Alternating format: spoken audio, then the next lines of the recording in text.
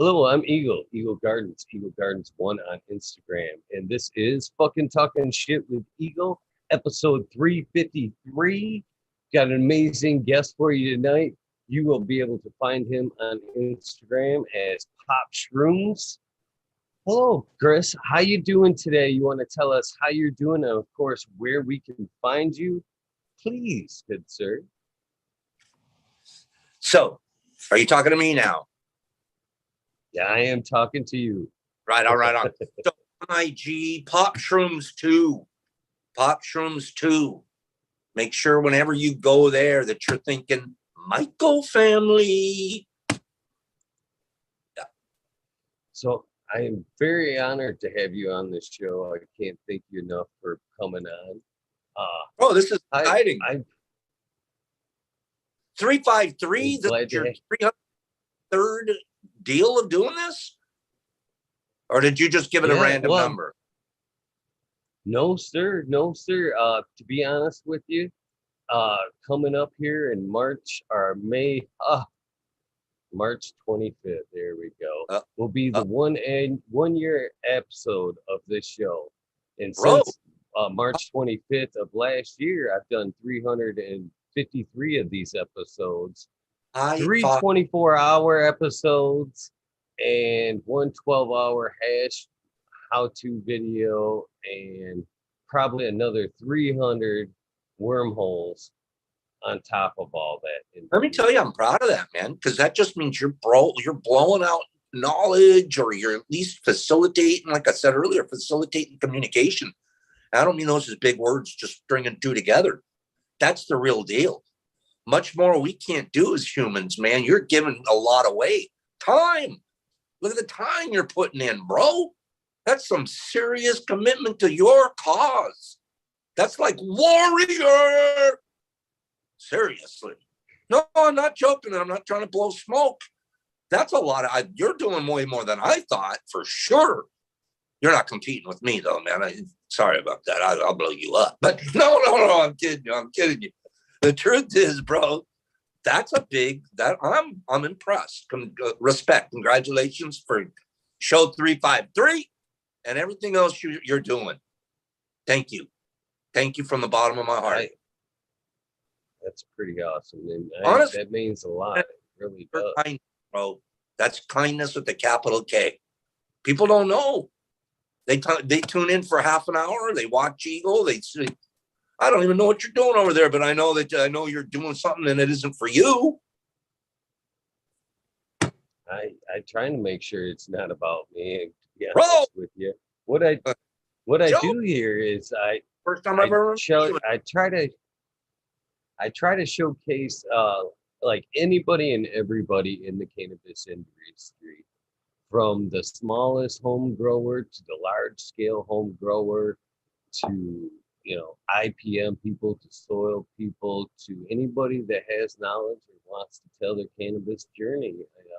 Is who I get on night after night, and it's been a huge learning experience for me. Oh, how could it not? I love meeting people, and it's to hear stories and how cannabis has affected them in their life and what has set them on the path that they're on.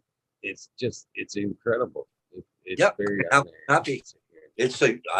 I'm feeling kind of the same thing from my end, with my path, as it were, today, which is, in the whole shroom end of things. And I got to say, I get it, man. The more you hear and communicate with people, the more especially if it's like-minded people, all it's doing is pounding the nail in deeper that you're doing the right thing. The nail's just being pounded in every day. But boom, yep, another story, boom, another save, boom, another life moving in the right direction, boom. I love this stuff, boom. I mean, that's what you get every night. It's good, positive stuff. Congrats. Well, thank you for doing what you do with the mycology there. It's saving lives and it's changing lives on many fronts, just like cannabis. Mushrooms as a medicine have been suppressed for way too long. Yeah. it's a wonderful thing that we're finally being open-minded now about its medical uses.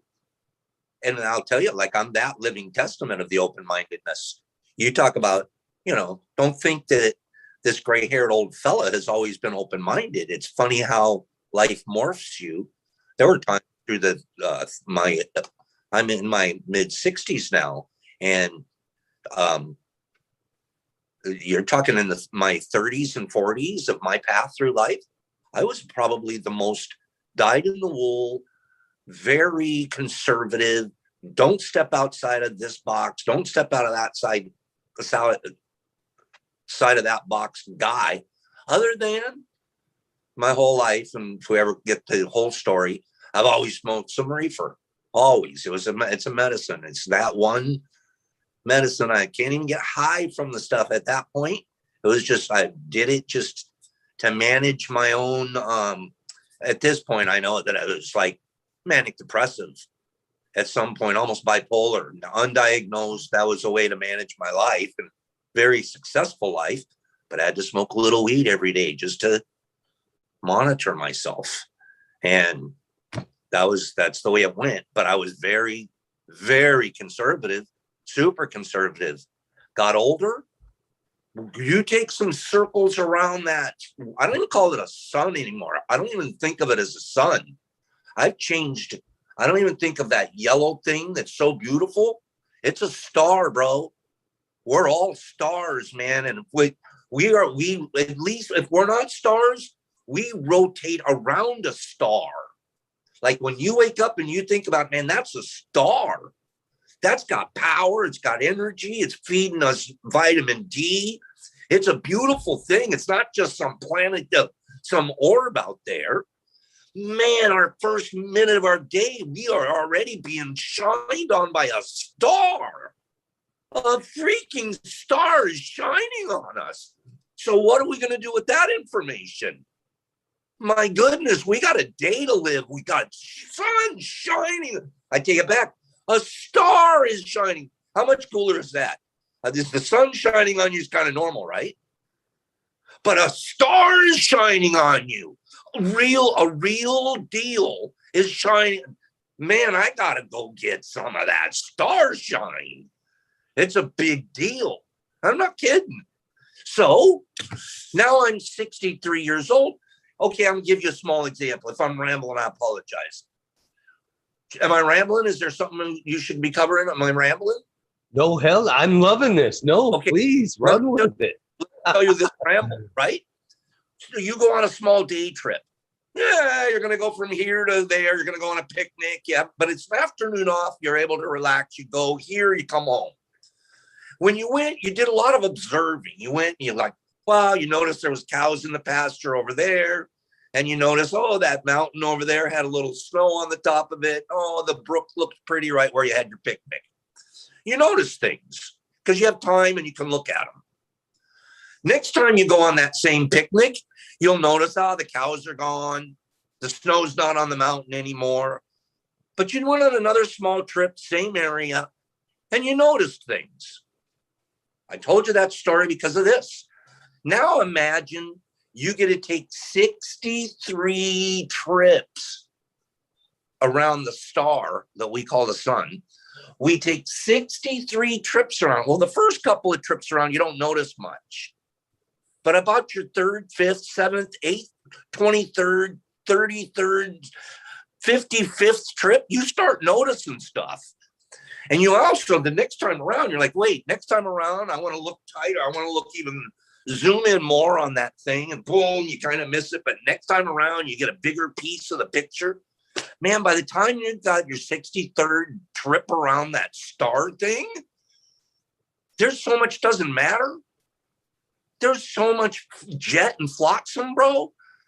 There's so much, man, there's so many things to look at. There's so much to observe. There's so much that the little things that we worried about when we were 32 years old about whether or not that girl was going to like me at the bar.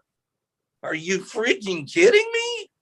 I spent a whole 3 weeks worrying about if she was going to call me back. Are you kidding me? Take another couple of trips around the star and see if it matters. Man, I love your energy and perspective on waking up and bathing in a star versus the sun. It's an awesome perspective and a better way to look at it for sure. Makes you I mean, feel more grateful for the you moment. gotta be, right. It's a freaking star. And I don't just make this up tonight. I mean, it is a it's a changed perspective. I sort of programmed that perspective into my brain in the last few years. I have a little thing I call it a practice, neuro-linguistics programming.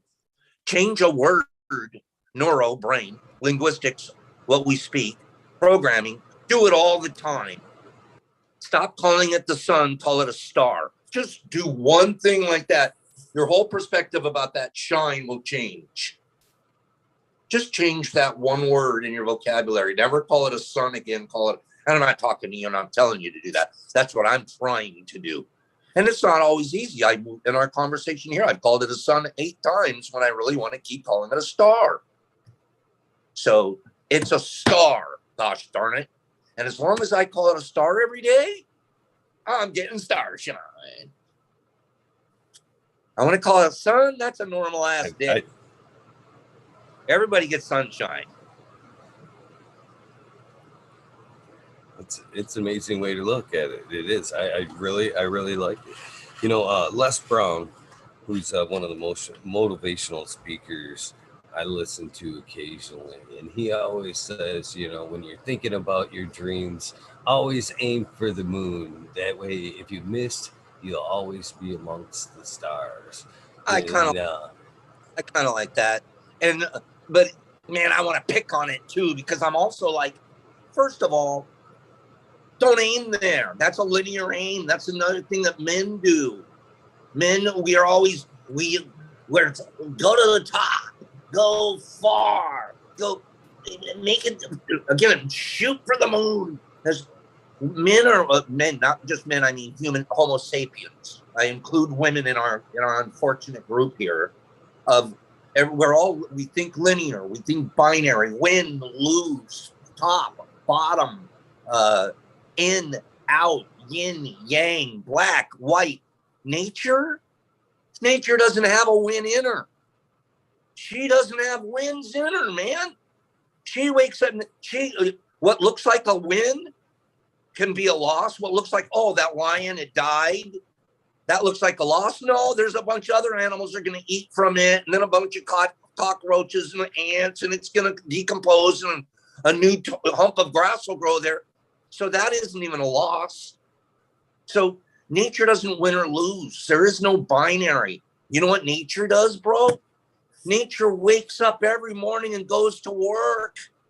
She puts in her time. She goes to bed at night. She doesn't complain. She just does her job, follows her nature, does what's appropriate, what's comfortable, what's right. And you know what? If it's complicated, great. If it's basic, great. She isn't asking for anybody's compliments, telling her you did a great job this morning, nature. But we all want that. She isn't out there trying to tell you how to do it either. But we're out there, not you and me, but we're out there, men, telling each other what to do and how to do it. Nature hasn't drawn one circle or one real boundary. There isn't a boundary in the world drawn by nature. Men have all done that on maps. Nature doesn't spend money. We made that up. I'll go to my mushrooms. I hate borders, bro. I hate them. I hate borders anymore. Because guess what? There isn't a spore in the world that can't blow from here to Canada. If it left my lab, it can go to Canada really easily. It has that right. I don't. How wrong is that? How screwed up are we that as Homo sapiens, we can't go across an imaginary border, but spores can? How much smarter are they than us, bro? They got it. They figured it out eons ago. That's why they've been around forever, and they'll be around after we blow the planet up. Because they don't want. They don't want circles. They don't have anybody keeping anybody apart. I actually think they will be here forever, and I think Well, they were will. here long before us. They will. It's I already. hate to say it, but No, and I'm honestly thinking, as of late, as of this whole last year, this journey has taken me a lot of places. Uh, it's taken me, my realization of where I thought my love for cannabis was has become way deeper. And then in my journey through cannabis, it's taken me, well, I've always had an interest in mushrooms, but if we get there, we get there. I'll tell you my story with mushrooms at some point. But it's weird that as my down my journey with cannabis, I've kind of ventured down with organics side of things as well. And I've realized the importance of the mycology in the soil. And then all of a sudden, I realized how important it was in our bodies as well. The same microbes. You know what I mean? That was the communication network from plant to tree to tree, and the same intelligent present it has in our guts, all the same. And I think it's eerily similar to what we've seen in Avatar. That communication, the fungal network in the soil, all one, being like undernet. It's not the internet. It should be the undernet, the I, communication, the undernet of it yeah, all. And I I, haven't realized how actually intelligent the mycology actually was until I actually started reading into like books like the Dirt Cure and stuff like that. It really is a second brain. You talked about it being smart. Man, I've seen some really crazy stuff as of late about mushrooms and how intelligent they really are and how they affect us and our thinking in our gut. They really are a second and brain. our holistic being. Here's what's happened. Unfortunately, the Homo sapien group, who we are as Homo sapiens, we overran. We're overpopulated and therefore destroyed things as a result. We didn't have that intention as a species, but we're not a species that is. Here's the bottom line: our egos, and our desire to especially today to I'll go to somewhere else on the culture issues, but the minute you make money something important, the minute you say I glorify the idea that it's important to have a yacht in a harbor in the Mediterranean that I'm going to go sit on the deck once a year, and it costs $5 million, and the janitor at the company that I own has 7 kids and he can't feed them, but I do have a yacht that I'll go sit on the deck once a year. It cost me $5 million, and people want to be that guy and they want to go sit on that deck. As long as that exists in the world, we're screwed. We should all want to go blow up the boat, and then tell the guy nobody gets to deserve that kind of pay discrepancy. Nobody's worth that kind of money versus the janitor. Because here's what we're forgetting. Here's what Mr. CEO of the business is forgetting. The janitor's cleaning his poop hole where he shits. He's cleaning that. There should be so goddamn much respect for that man, but it's not. I'm going to take his money and go sit on a fucking yacht. Well, then you're kind of everything's out of balance. And until the people can tell that guy he's wrong, we're not doing that. We're feeding that as our culture. We're telling our culture, who do you want to be? Do you want to be the janitor? Or do you want to be the guy on the yacht? And 80, 90, 95% of the guys raise their hand and say, I want to be the guy on the yacht. I don't want to be a janitor. I want to hear the guy say, I have so much personal pride in the man that'll clean someone else's poop hole. Jesus Christ, do we have it backwards in it? When's it going to change? Who's going to change it? It's only going to change one guy at a time, man.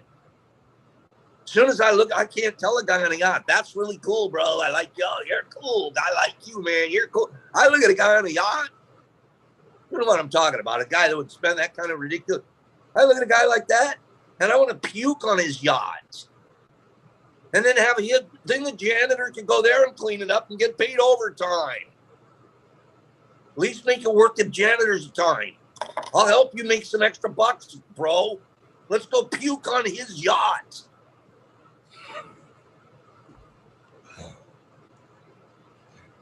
I like you. I like you. Can I call you Chris? Or would you prefer me call you Pop Shrooms? Stick with Pops, bro. Pop? Yeah. I will call you Pops. Yeah. Thank you. So yeah. But yeah, that's my, it makes me, there isn't anything, at the end of the day, here's the sad part. We're all telling the guy that, oh God, what a great looking yacht you've got. He's going to die pretty soon. 10, 15, 30 years, who knows? What's the yacht going to do? The yacht's going to sink, or it's going to turn into a rust bucket or something like that. I got tons of crap here right now, Eagle. Tons of shit, all in the brick houses. I own freaking a bunch of them. What are they going to do with them when I die? Can't take it with you. Just you don't take anything with you. The goal is to have a dime in your pocket left when you go. That's the goal. One dime left, but live clean where you're not depending on anybody. You're not impacting anybody else. Nobody has to support you. Nobody has to take care of you. And take care of yourself. Have your side of the street clean. That's it.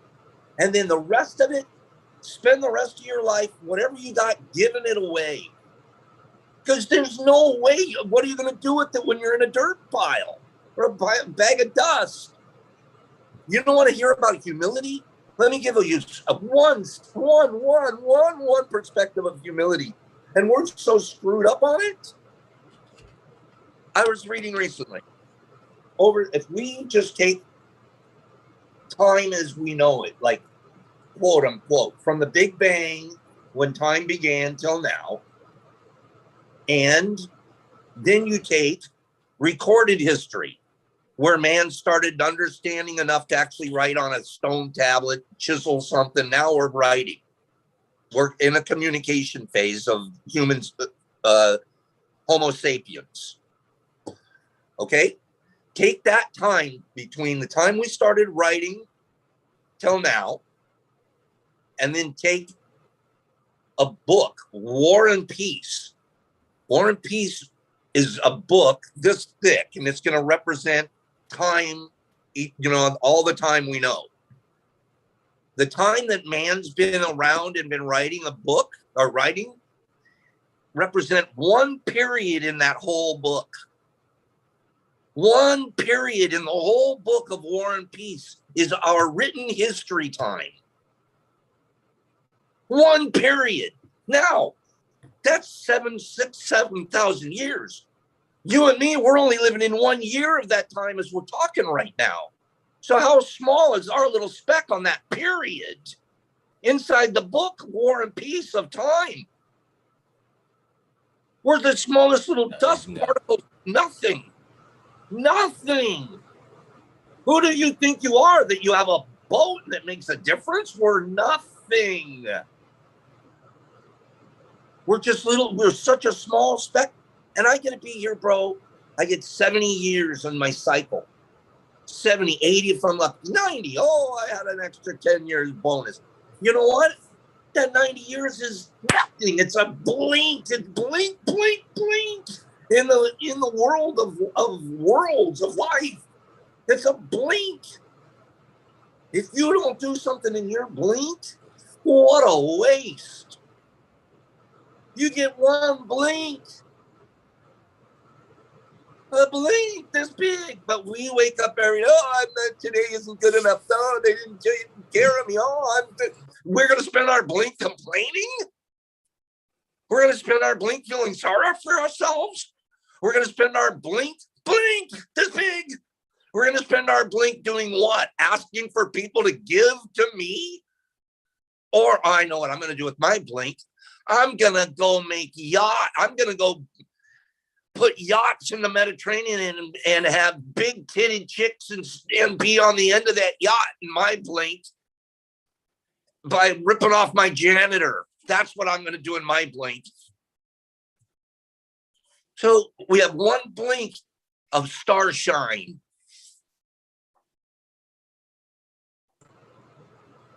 Man, I seriously, and I'm not blowing smoke up your ass, Pops. I love your attitude.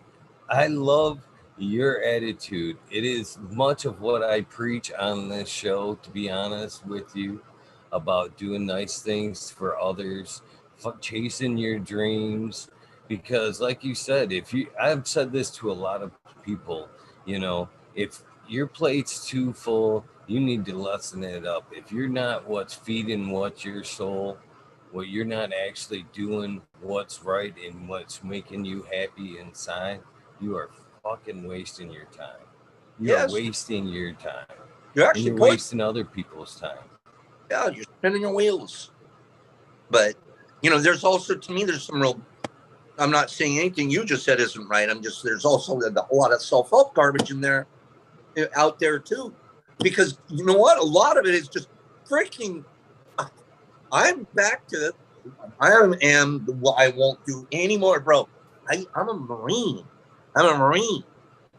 Like I came from the time I was 18 years old, I put time in the Marine Corps. I was taught, I swore, and I was trained, and I was programmed to kill and bleed blood for my country and America and the flag.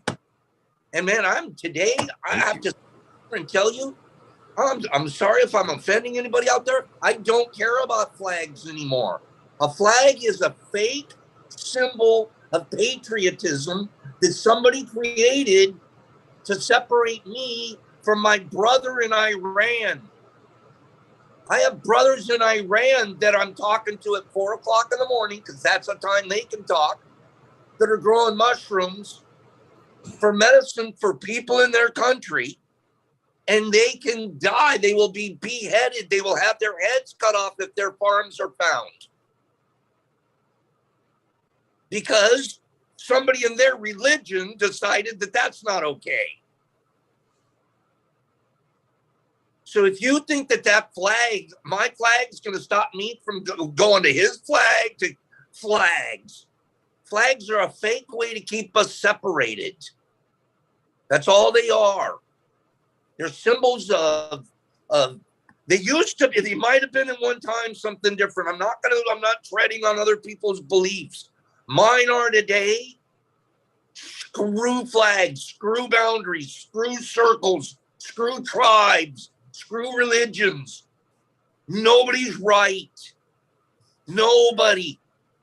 Who thinks that, my way is the right way and everybody else is wrong? But my job's to bring everybody to the right way. So I'm going to spend my life being a preacher to teach you. Jesus Christ, are you kidding me?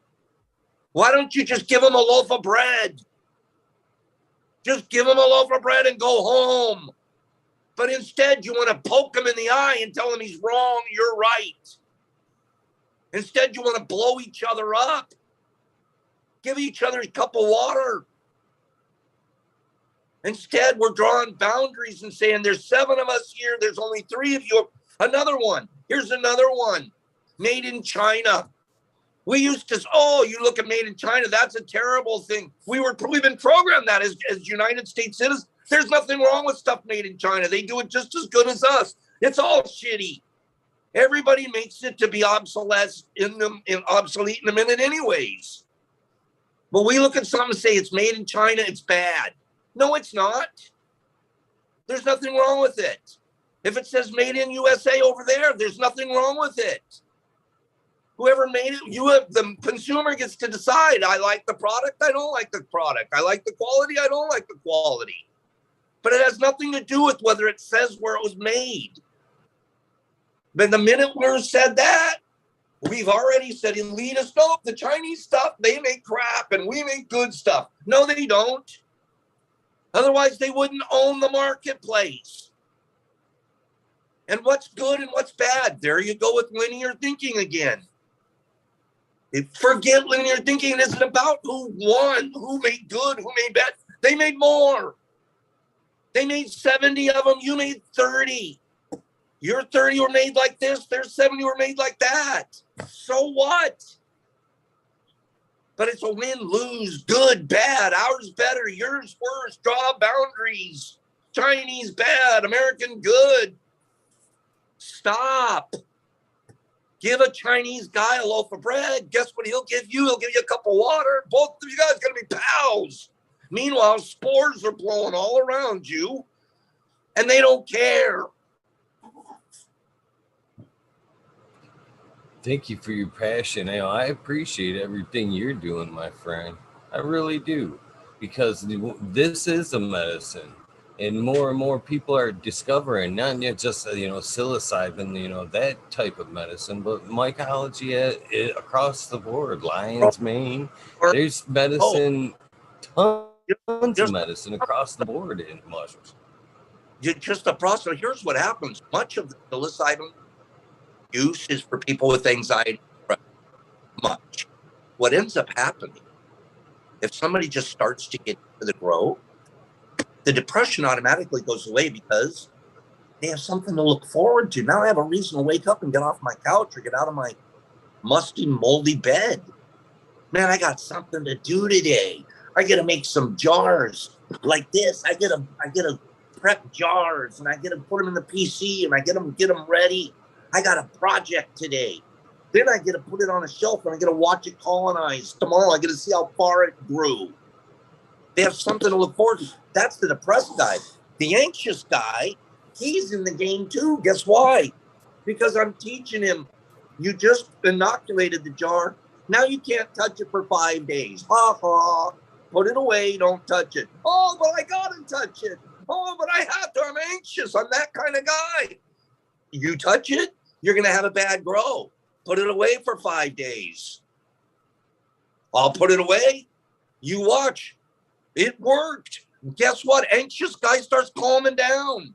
He starts learning. I start being less anxious. I start paying attention to my grow, and it works. Depressed guy, anxious guy, all of us weirdos, just growing it. And I haven't even started taking the medicine yet.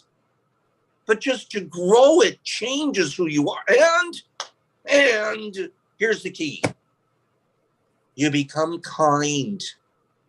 You have to. If you're angry and mad at this thing, it doesn't want to play. If you treat it with goodness and kindness, you're the creator. You're the guy that's making it. Nobody's in there screaming at their creation. So if you're an angry person, or you have anger issues, or if you're a person that just wants to take things out on the world, it won't work. So now you're going to have to calm down. You're going to have to start being kind and patient and peaceful. And you can turn all of your personality flaws into, make them go away. And the next thing you know, 21 to 30 days later, you have medicine that's going to change people's lives. And it just changed your personality. And you haven't even touched the medicine yet.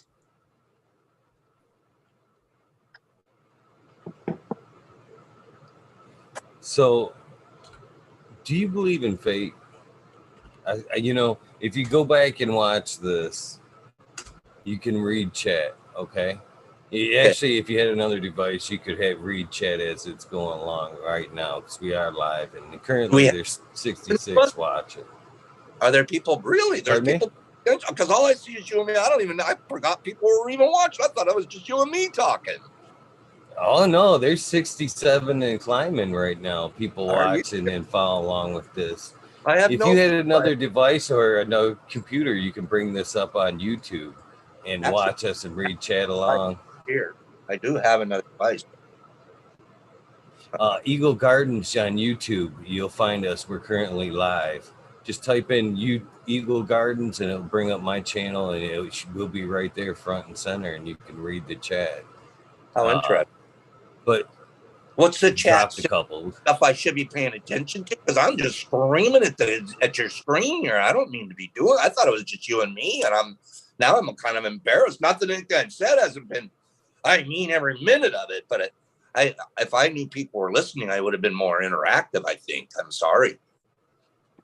Oh no, this is the way we like it. This is the way we like it. I wouldn't have it any other way. Okay. To be honest with you. And a few minutes ago, if you go back and watch us, you'll still be able to, if you watch the replay, chat, you'll still be able to read the chat and everything that was said. Okay. And I said like probably 5-10 minutes ago, I believe this interview could have been fake, to be honest with you. Who said that? Fake. You said, oh, you're typing this out? I said that. Okay. Yeah, I can talk to chat, and you can too, actually. But you can actually direct them, address them, directly if you'd like. But this has been a great show. Oh, that's good. Just click. That's good. Well, what a great format you have going. So just click the video, and then when it comes up, pause the video because you don't need to watch us. You can watch us on Zoom. Right? And then chat will just roll. Chat, if you bring up now on YouTube, hit live chat on that. YouTube, but I don't know if you can see it. I'm on YouTube, but it doesn't seem. I wish I was sharper on. I can't imagine. No worries. And if you type in Eagle Gardens already, you should be on my channel, and then it should show a box with us, and you just click on that. Okay, but this is a different YouTube. Hold on a moment. Yeah, I'm not going to be able to do it on this phone because it's going to make me sign in. And if I sign in, then it'll make me sign off on that other phone that I'm on. So that's okay. That's all right. Maybe you can walk me through chats if there's somebody asking a question, if there's something I'm rambling too much. That's okay. If I don't see their chats. Oh, no. I'll figure it out. We're absolutely loving this. You've been spot on everything you've said, to be honest with you. And I appreciate everything you're saying. It's so true, to be honest with you. And but I believe this is fate, to be honest with you. Everything you've said about, passion, and it all relates to what I'm doing here. And I've kind of a couple of days ago went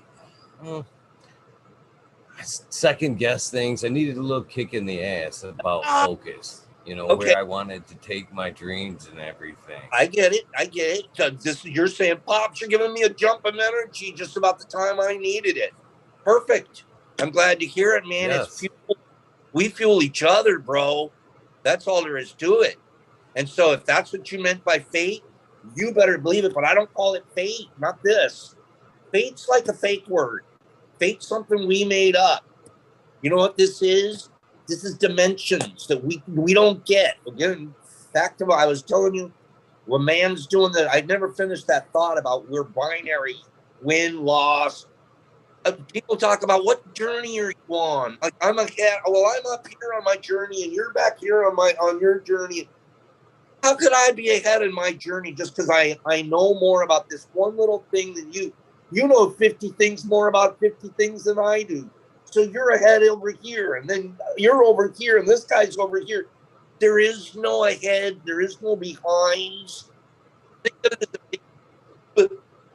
And we're just bouncing we're all in there bouncing around, and we pass each other, and then we go past each other, and then run each other on all your life. There's not a winner, and there's not a loser, there's not a leader, and there's not a follower. We're just in there to make sure that if we're in that thing bouncing around, don't bounce into somebody else and hurt them. If somebody else needs help bouncing around, help them. Make sure it's everybody bouncing good, because you're not going to bounce for long. Remember what I said before? We only have a blink. What are you going to do for your blink? You get a little bit of time bouncing around in there, and it isn't, I don't want to spend any time in there trying to be ahead of anybody or behind anybody or winning or losing or on the side of a boundary or this flag's better than that flag. I don't have time for that. I got to blink here. And it's going to take, it takes a lot of circuits. That's the sad part. I was 50. I didn't know that. I was still circling that star and still, okay, I'll know more in the next circuit. But now at this time, listen to the old man in the white jacket. Listen to him. He's been around that star a few times, and he's telling you that shit doesn't matter. Again, you can say what you want, but I really believe, because again, this interview, energies were supposed to be there. You talked to me about us getting together 3 weeks ago. You weren't even close to feeling the way you did 2 days ago. So no, it wasn't fate at all. We've been planning this. It was Together. It was though. I'm not buying saying that. Buy it. Let me explain. Let me explain this. Let me explain, and maybe you'll buy. I'll tell you why, and then I'll be quiet. No, I'm going to finish, and I'll tell you why I say no. Because you're now accepting whatever you are accepting. You decided. You're the one making up. Oh, this is fate. Now I'm getting. No, you're sitting there being the sponge that you decided to be. You're deciding, sitting there, I'm going to receive from Pops tonight. This sounds good. This sounds right. There's a lot of energy. I need this. But it isn't because fate dropped some special gift on you. No, you're getting this right now because you're opening your own brain up and saying, this is what I need. This is what I want. This feels good. This is right. You're the master of it. No outstanding fake thing called fate. You're making these decisions.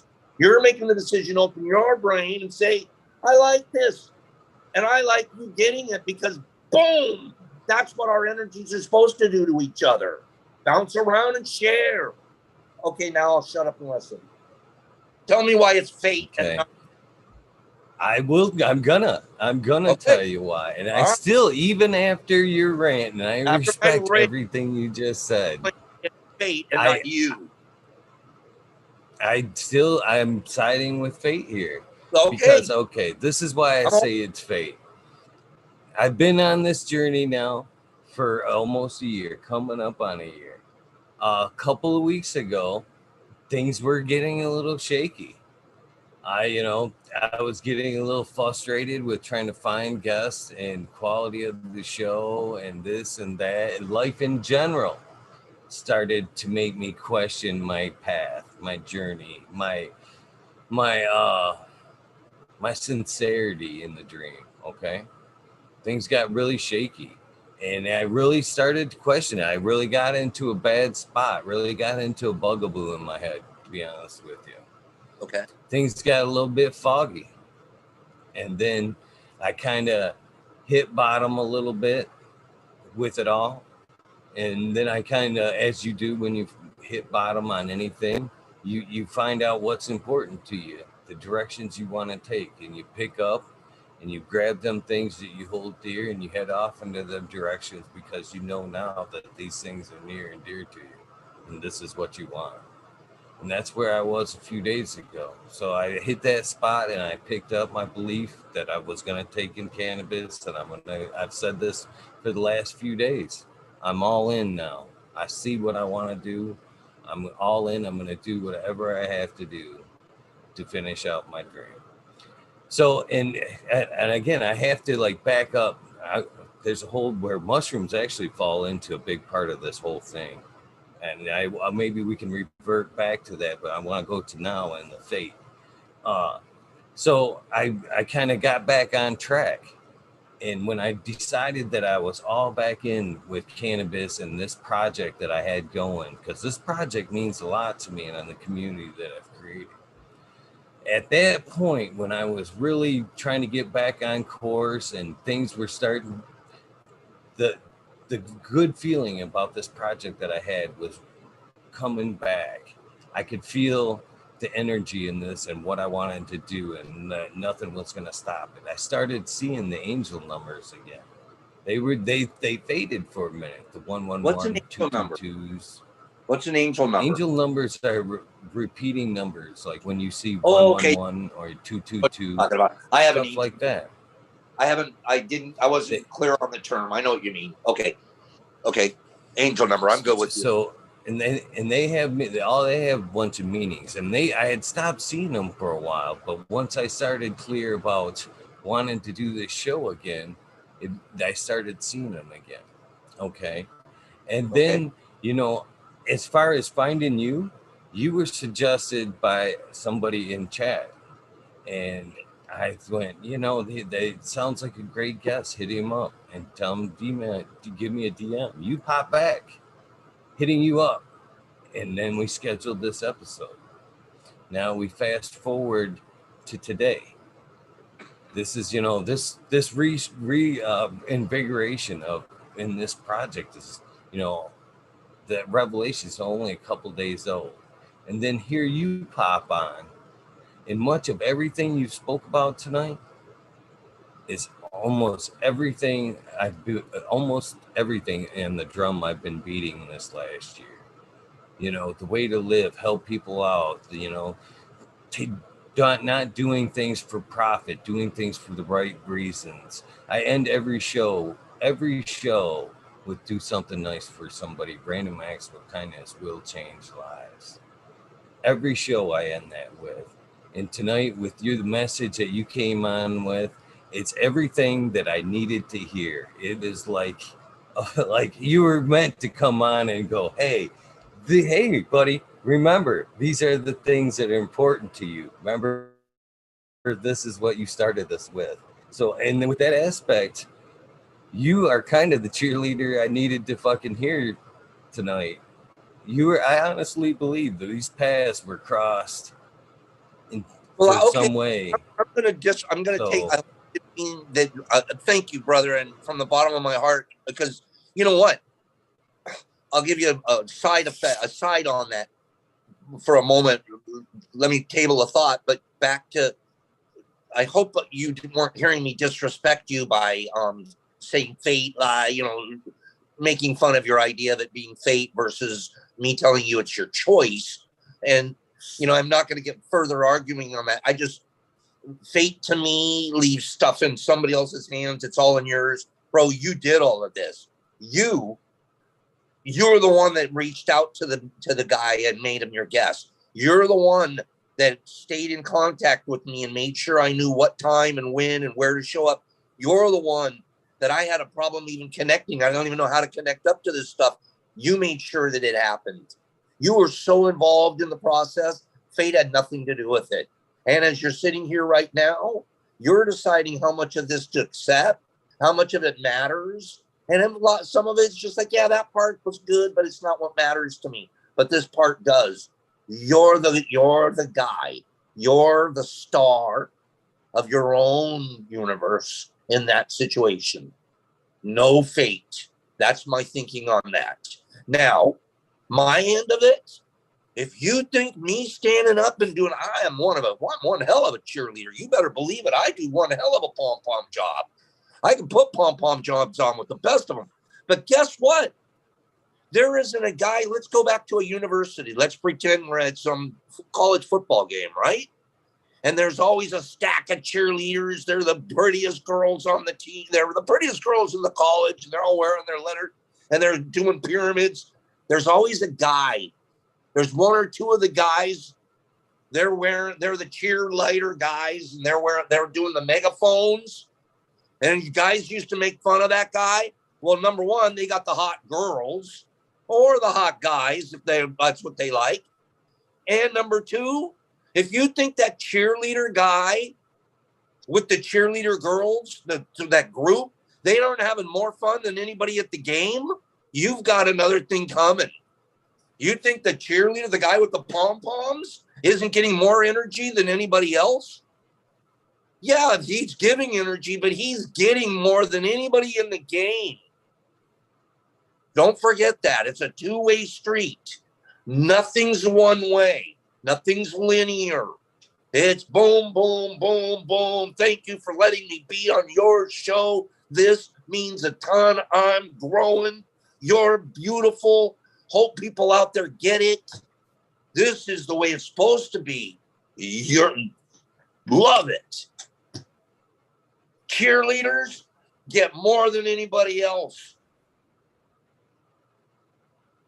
So, and I wanted to point out another thing to where we're similar as well is the growing, the way you describe the growing of your medicine, the mushrooms, it's the same way I describe growing cannabis. I often talk about that's the defining moment, I think, that when cannabis becomes recreational to medical.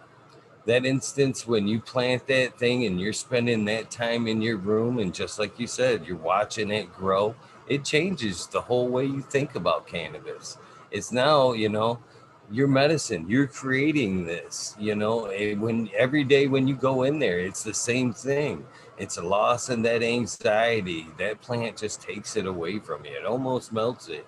Yeah. That time in your room where you're looking over it, it's just it fades everything. You've lost Let's yourself and you're now let's in with the remember that nature of the plant. let's remember when you begin something, plant a seed, you start your spore, you get a bag inoculated. Let's remember, you're taking on the responsibility of being a creator. You're telling this situation, whatever. I'll go get something. Hold on. You're telling this guy right here. Well, let's see. Here's a nice jar full of colonized spawn. You're telling this jar it's going to start out like this, right? Boop, boop. Starts out, and then you're going to inoculate it with your syringe of whatever. And you're telling it, you're going to let it turn like this, all white, get it all beautiful like that. You're responsible for it the whole time. You can make it good. You can make it bad. It's up to you. The people that do it good take their time, care about it, and understand. I created that. And I didn't do it for money. When you do it for money, guess what ends up happening? You have a little money stuff. Okay, go ahead. Go get your money stuff. You know what you get when you care? You get the best medicine in the world. Here's the problem. Oh, we do this stuff. Oh, how does it give you a good trip? I don't know. That would be like asking I'm not a doctor. I pretend to. Why do I wear a jacket? We'll talk about that. Because it's cleanliness. Because it keeps us professional. But we're always clean in our labs. Back to, I'm not a doctor. But there isn't a doctor in the world that prescribes oxycodone and expects you to go home and abuse it. They don't. Oxycodone the first pill that you took was for a pain medicine. You're supposed to take care of it and do it right. But you go home, you abuse it. Well, when somebody gives you a microdose, you're not supposed to go home and abuse it either. But of course, people go home and they'll take hero doses and they'll do stuff. And that's not the doctor's job to tell them they're right, they're wrong. I'm not involved in telling anybody on the planet what they do is right or wrong. But those little microdoses, the one little one, if you don't abuse it and you microdose correctly, reach out to me on one of my DMs, you guys. It'll change your life.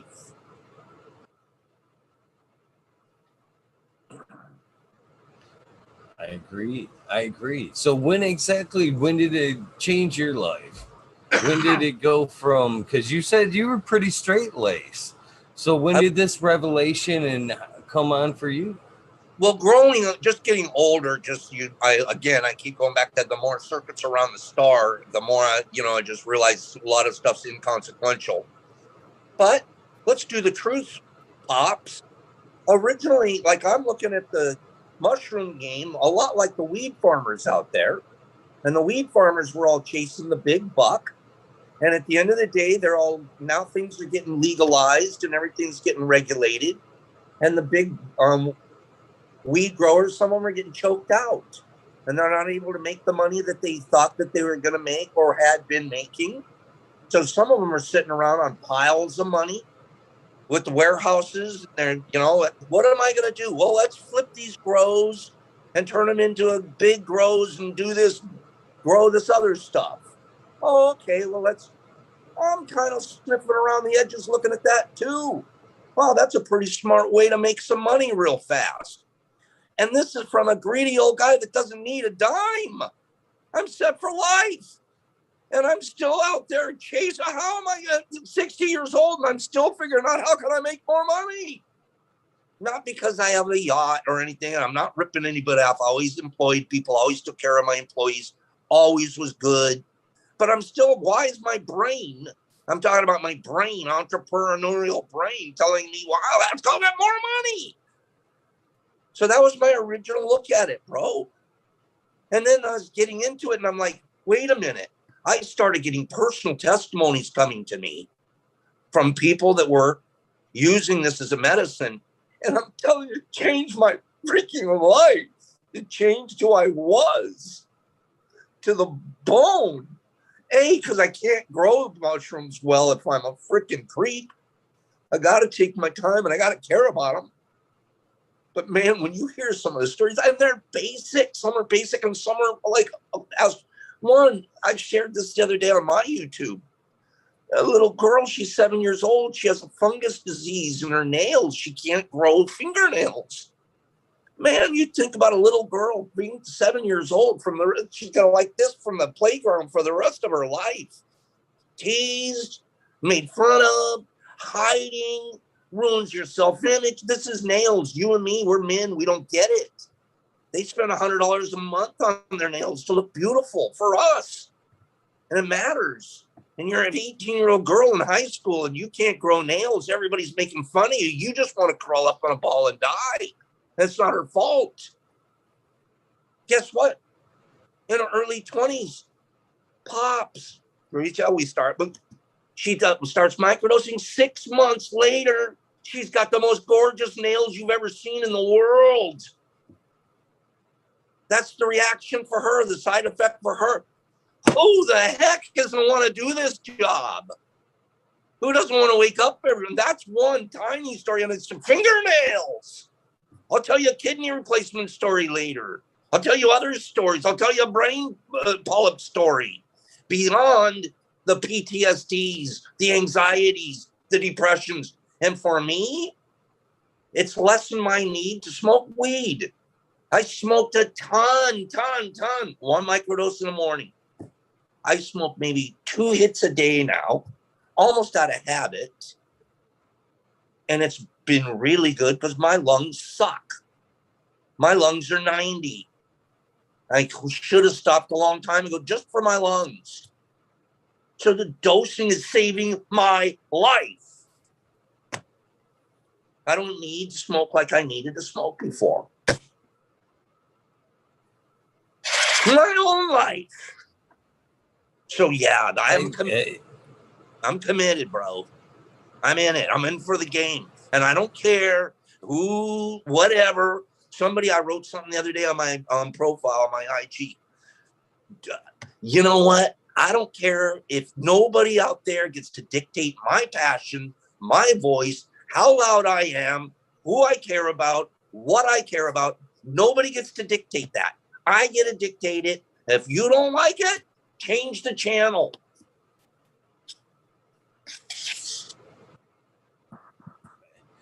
I've said it before and I'm going to say it again. I greatly appreciate your passion. I do. These are all the same way I feel about cannabis. I am right there with you. I have the very same fire. I've seen a lot of the very same. It's helped me. It's changed my life. And it does. It does nothing but make you want to help others. Once you start getting that, it feeds the fuel. And that's what happened back. It's like I looked at that in a minute. For a minute there, I was like, "Oh, let's see how I can make some money." And, excuse me, my lungs. That random cough that'll never go away because I smoke a lot of weed.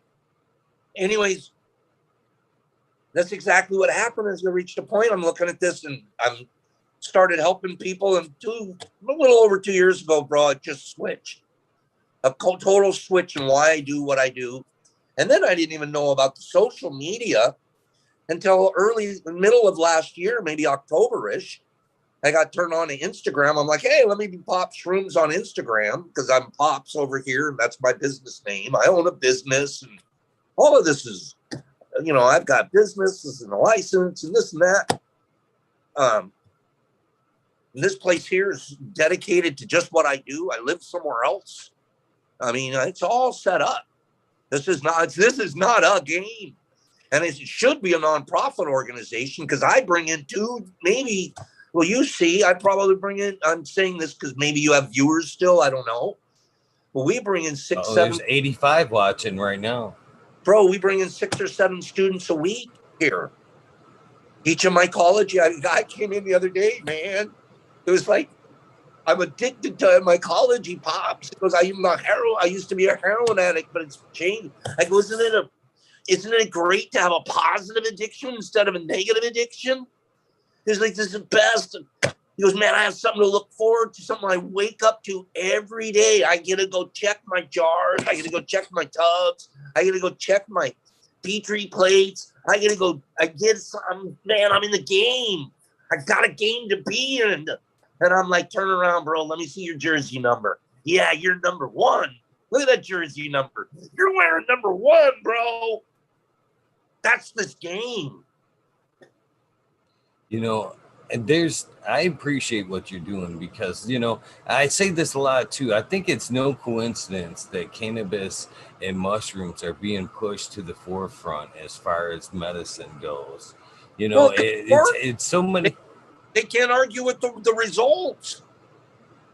They're doing the therapy over in Johns Hopkins University right now. People are coming out of there like me. They're like, whoa, I changed. Wow, I did it. Man, I changed. And all the doctors are writing it all down going, this stuff, we were supposed to be researching this in the 90s and the 80s. Why'd they make us stop? There's a 20-year gap in research in medicine. They turned it off.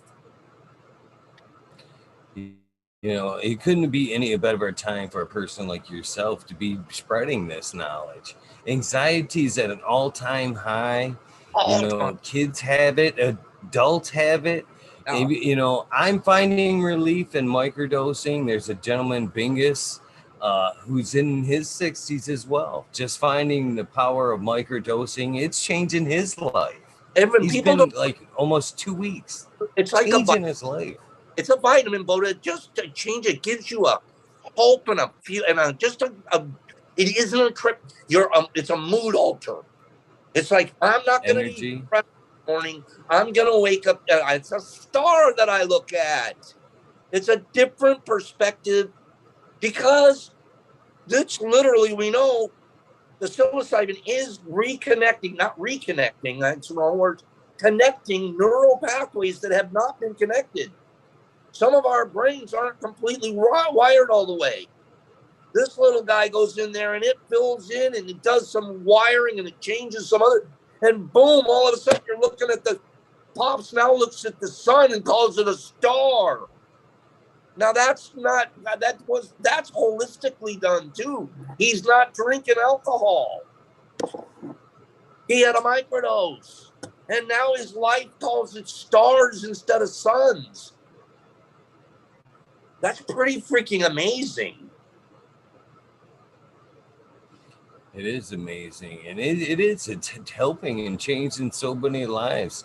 There's another gentleman here that is also in Michigan, Fresh Pork Chops, who's started making an RSO that's part psilocybin, part cannabis tincture. And he said it's helping a lot of people too. So what are some of the strains? You want to help us? Because there's a lot of people in chat, and myself included. And as we talked about, many people are suffering from anxiety right now. Can you tell us some of the strains that work well and maybe some cultivation tips? How down is it okay to be on YouTube being that? We can, we're an open book here.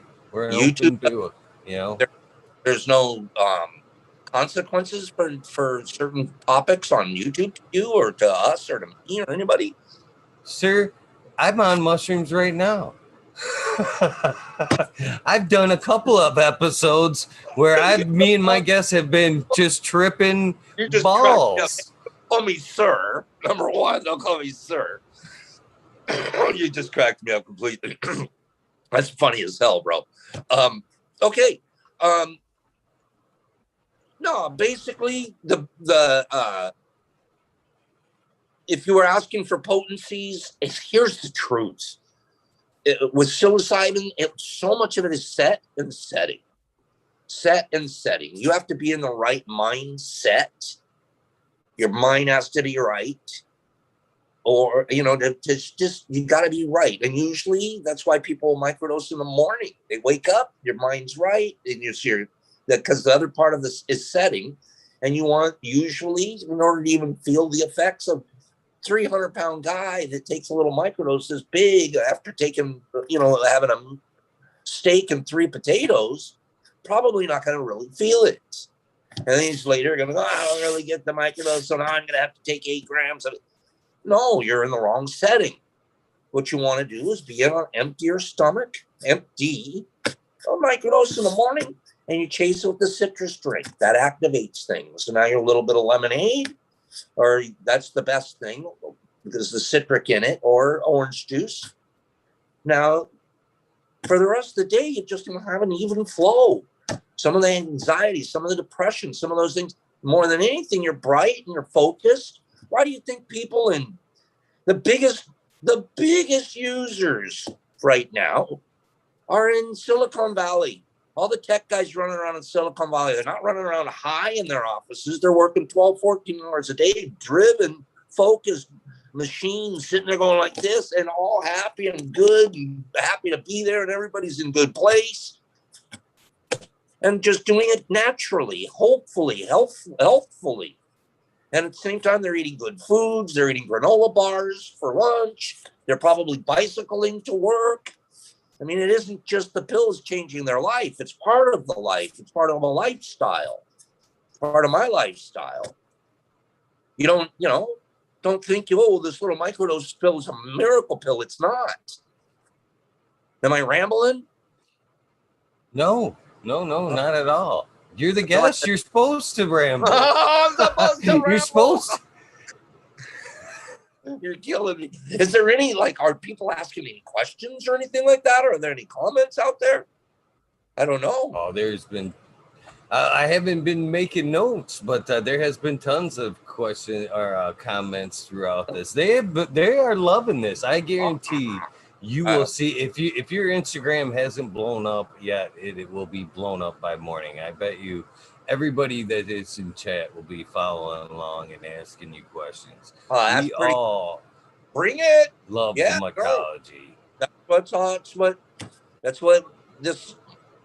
what we're hoping for. Open up more doors for everybody out there, anybody and everybody. And we all, there's more and more, the community is waking up more and more to strains, bro. You asked me strains. Sorry. Yes, so, please. Penis envy, bottom line. That's by myth and by legend. Everyone will tell you penis envies. They have other ones out there that are real good and strong. But if you can get your people talk about growing a good penis envy, that's what you want. That's your stronger ones. Should they just stick to one in particular fungi, or should they try to get their hands on a couple and maybe mix them up on their microdose? Well, let's talk about so cubensis is the species of mushroom that carries psilocybin in it, and the psilocybin then also synthesizes the psilocin, if I have that word right, psilocin. It's a synthesis of the psilocybin. And when you look at a mushroom, let me I might have it right here. Yes, I do. Yes, I do. When we look at a mushroom that's has psilocybin in it. It's unusual in that the fruit of the mushroom it will bruise if you touch it, or sometimes you don't even have to touch it. It's going to bruise on its own a blue. We've gone and now there's been a lot of lab work, and it's proven that blue is proof of the psilocybin presence in the fiber of the fruit.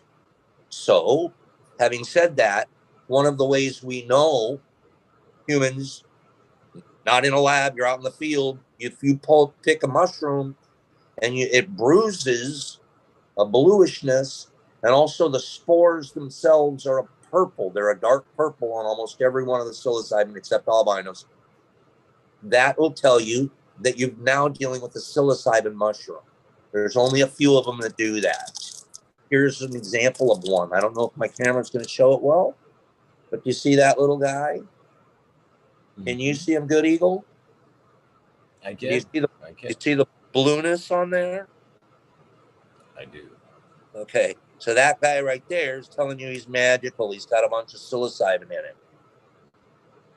So forgetting completely that I jumped ahead and said penis envy, it really won't matter what kind of shroom you get, as long as it's got that, as long as it's got blue.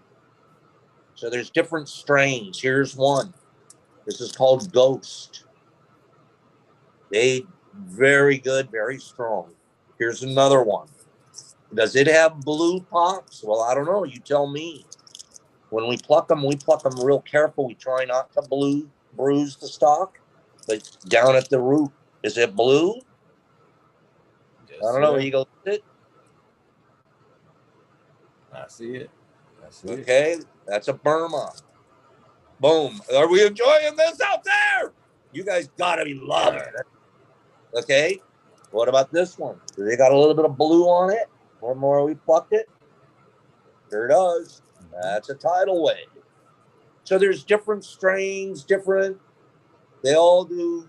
They grow slightly different, but they're all basics. We teach you how to do it. It's the easiest thing in the world. Here's why it's important that a guy learns how to do it on his own, because we're about 2 years away, Eagle. Take my word for it. I'm the old guy that has a little more experience than the rest of you. Take my word for it. We're about 2 years away. Sure, it's going to be, it's legal. You guys can grow it yourself. No, it's not illegal anymore, just like the cannabis industry. But we're going to regulate it. We're going to tax it. We're going to tell you how to use it. And you know what? Big Pharma is going to come in and try to make their own capsules and sell them to you. Well, I don't want Big Pharma to be giving you a capsule. I don't want Big Pharma to teach you how. They don't want to teach you how. Big Pharma is going to sell you little capsules that are a crap, just like you get at the dispensary weed now. Okay, you don't want that. You want to grow your own. Grow and grind your own. And you know how you do that? Give me 1 second. 1 second. I know we don't. This is how you do it. You grow your own. One tub at a time. That's what we teach people. We grow our own. And why? Because eventually they're going to grow it for you, and you're going to get crap, and you're going to get owned by the man again, and screw that guy who doesn't care about you. And so when you grow your own, guess what you do? Guess what Pops does? He grows a bunch and gives a bunch away.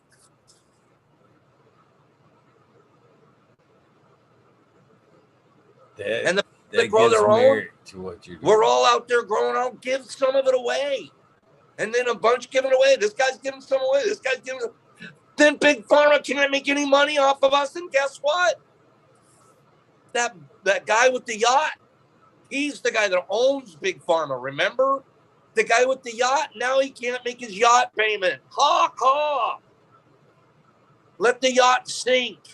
And you're the guy. We are the guy that get to sink his yacht. Guess how we sink his yacht, you guys? I'm going to tell you guys a secret. You know how to sink Big Pharma's yacht? One tub at a time. I love this guy. I agree. You can sink yachts, I swear to God. There's no yacht in I don't let I'll punch a hole in the yacht myself. Well, I am. No, bro. I just said that out loud. Guess what? I wake up every day punching holes in that yacht. Every day I love it. I freaking love it. I'm punching holes in the yacht every freaking day. Boom, another yacht. Boom, another freaking hole in the yacht. One tub at a time. That's it. So I'm a warrior. Warrior for the right thing. And warriors don't quit. When you wake up, nobody said, oh, you're supposed to quit today. Warriors make war till they die. That's what you do. You signed up to be a Michael Warrior? Do it till the end. Warriors. I seriously appreciate your fire. I do.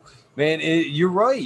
This is something that people need to learn, this is something that you can do for yourself. We forget power. We forget. We sit around on our couch and tell ourselves, oh, we feel sorry for ourselves. Everyone's taking advantage of us. You're taking advantage of yourself. It's a gosh darn plastic tub, some dirt and grain, and you can go to work. But instead, oh, I'm sick. I'm tired. I have anxiety. I have depression. No, you don't. No, you don't. You can change all of that one tub at a time. That's all you got. And then people are doing it. That's the glory of it. That's why I'm so goddamn excited. That's why I jump up and down. I've been at it for 20 hours today already, and I'm not going to go to sleep for another hour because I got a couple tubs that I want to get ready. I have two girls, two beautiful ladies, one flying. I hope people are listening to this. You're not going to believe this community. One's flying from Florida to Toledo to her girlfriend's house. Then they're renting a car and driving up here to Detroit so they can spend a day learning how to make a tub so they can grow their own medicine. Bitchin'.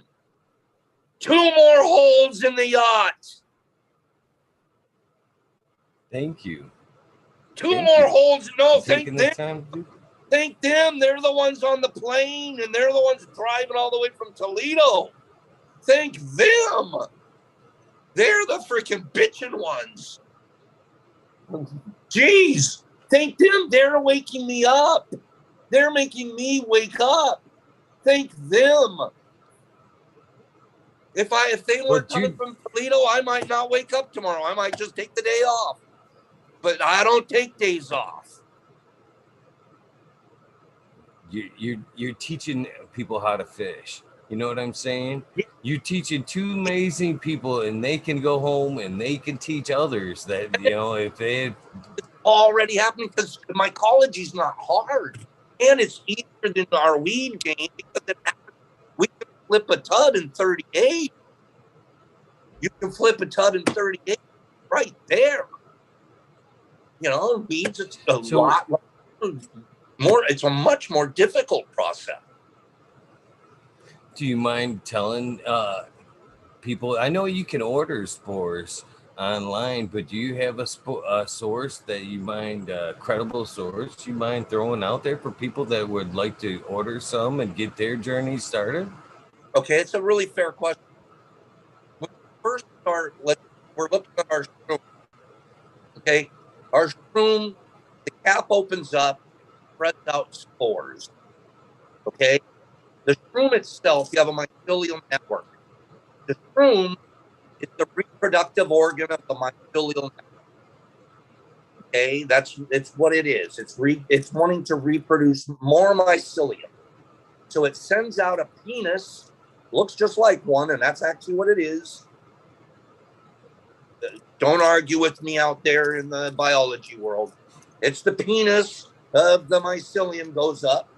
It opens up the cap and it shoots out spores. We're going to call that the sperm. Okay.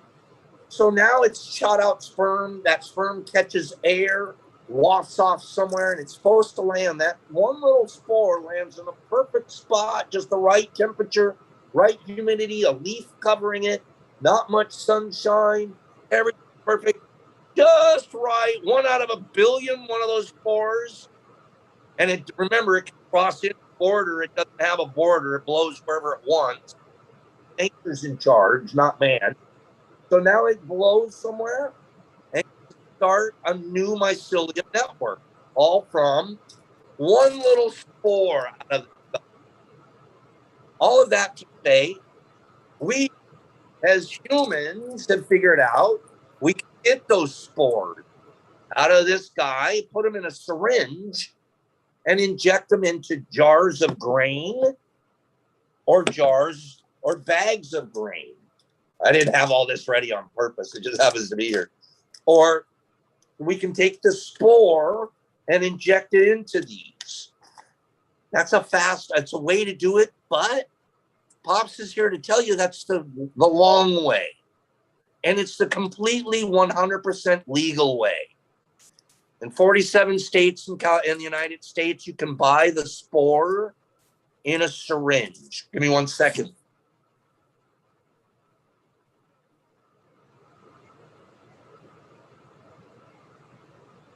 I'll have a spore print like this. That's actually a print from an existing cloning. We're basically cloning the mushroom. We take the cap, we make a print. We'll scrape a little bit of that off into a solution and take that solution into a syringe. I would now, from this guy and my syringe, be able to inject into this. And then about 21 days later, it's turned all white and colonized like this. And now I would be ready to turn this into a fruiting body. But my lesson to everybody, because you asked the question, do I have any sources for spore syringes? This is what you need to start. The answer is you can look online everywhere. There's a lot of companies out there selling spore syringes. And spore syringes is legal. The spores, there's only a couple of states that don't allow you to ship spores. So you can buy these all day long in any strain you want.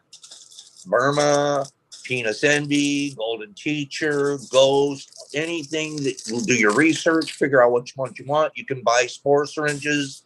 You're off and running. Remember what I said? It's the sperm. It's the very beginning. So it's Las Vegas. You don't know for sure when you shoot that spore if it's going to connect or not. Sometimes the jar comes up blank because you use spores. You use the basic beginning life form. There's another level out there for if you're new and you want to, boom, get into this game. Pops is telling you, do this. Get on IG, Reddit, wherever you can connect with somebody. Ask for liquid culture. Liquid culture is the next step up in your syringe.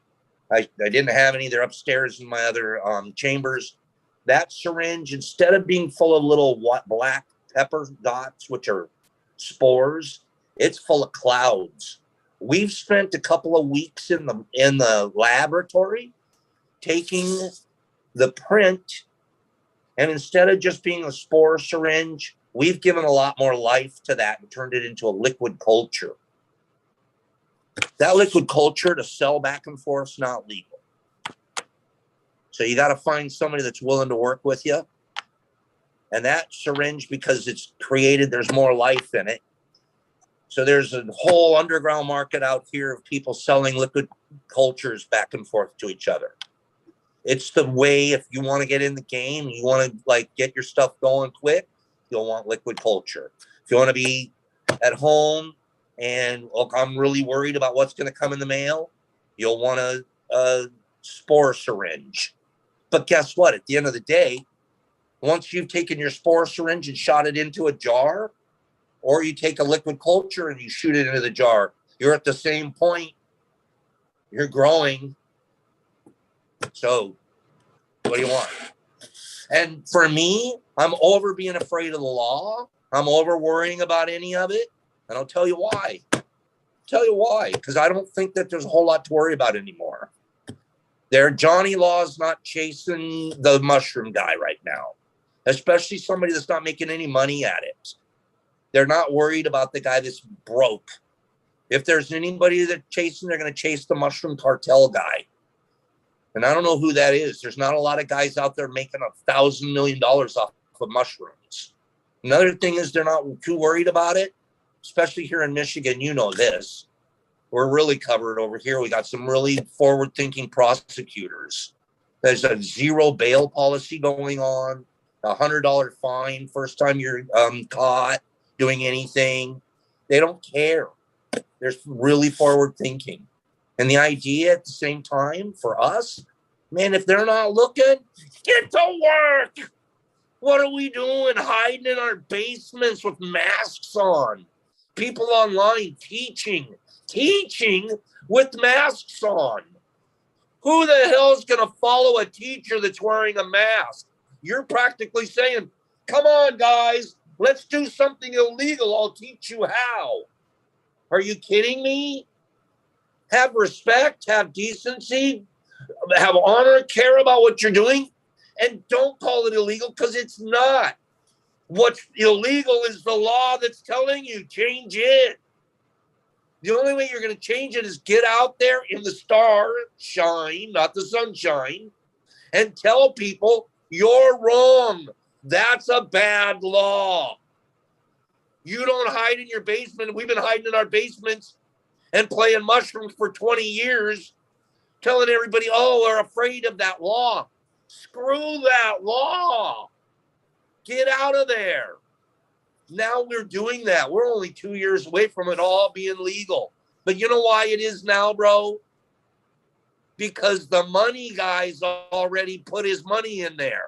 The big money is greasing the politicians to make sure it's legal.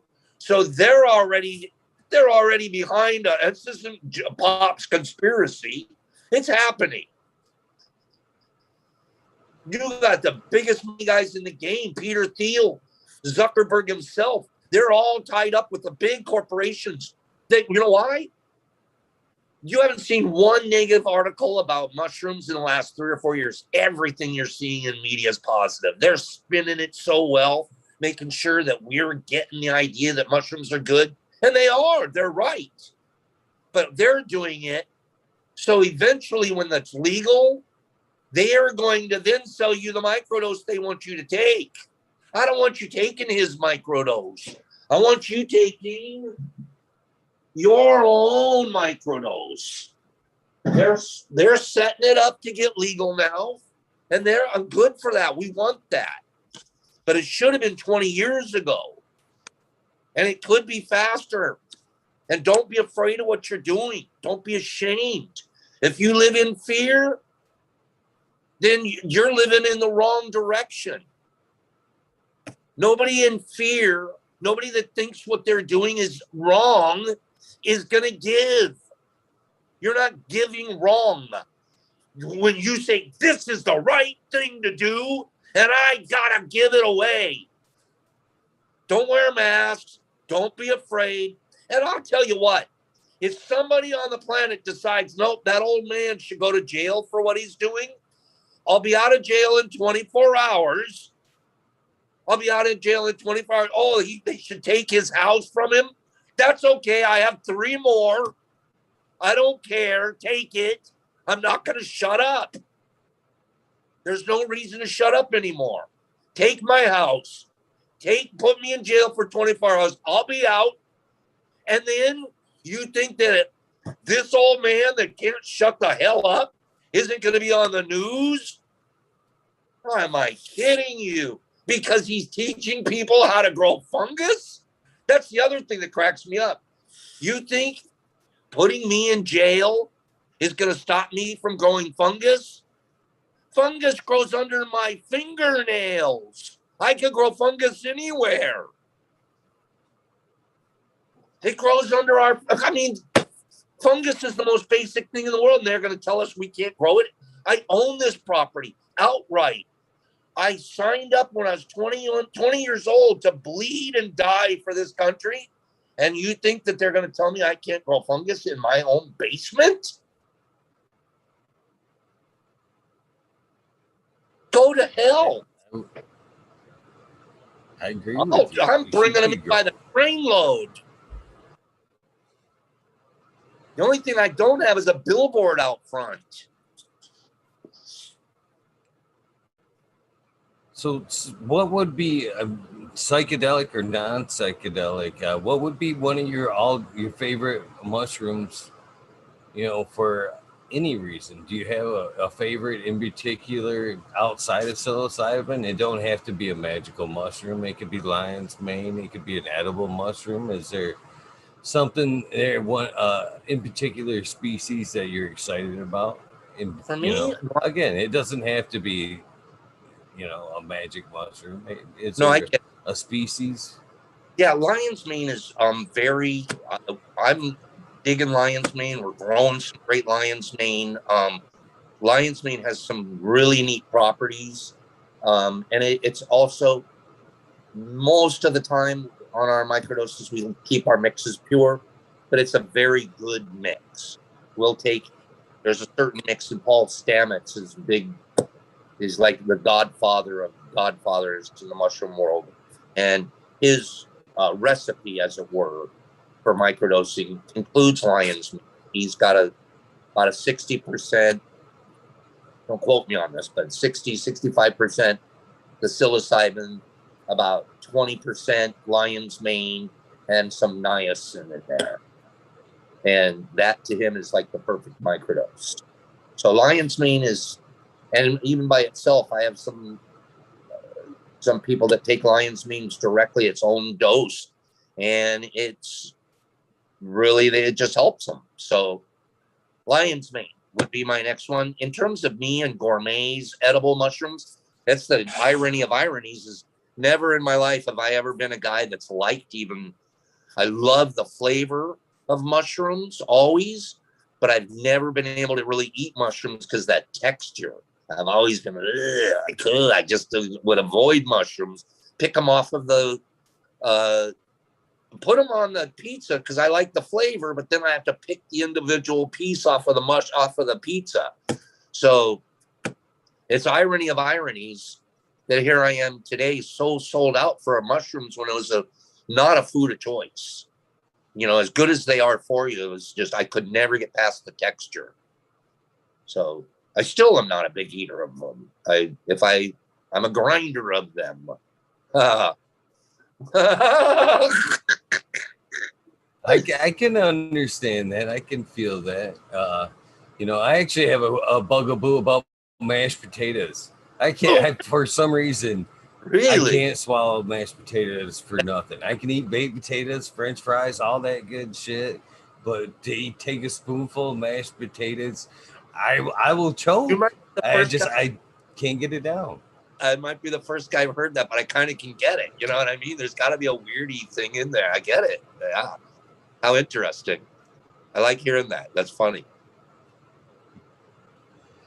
So, is there what are your thoughts? This was one question in chat. What are your thoughts on taking mushrooms to access other dimensions, psychedelics to access other dimensions?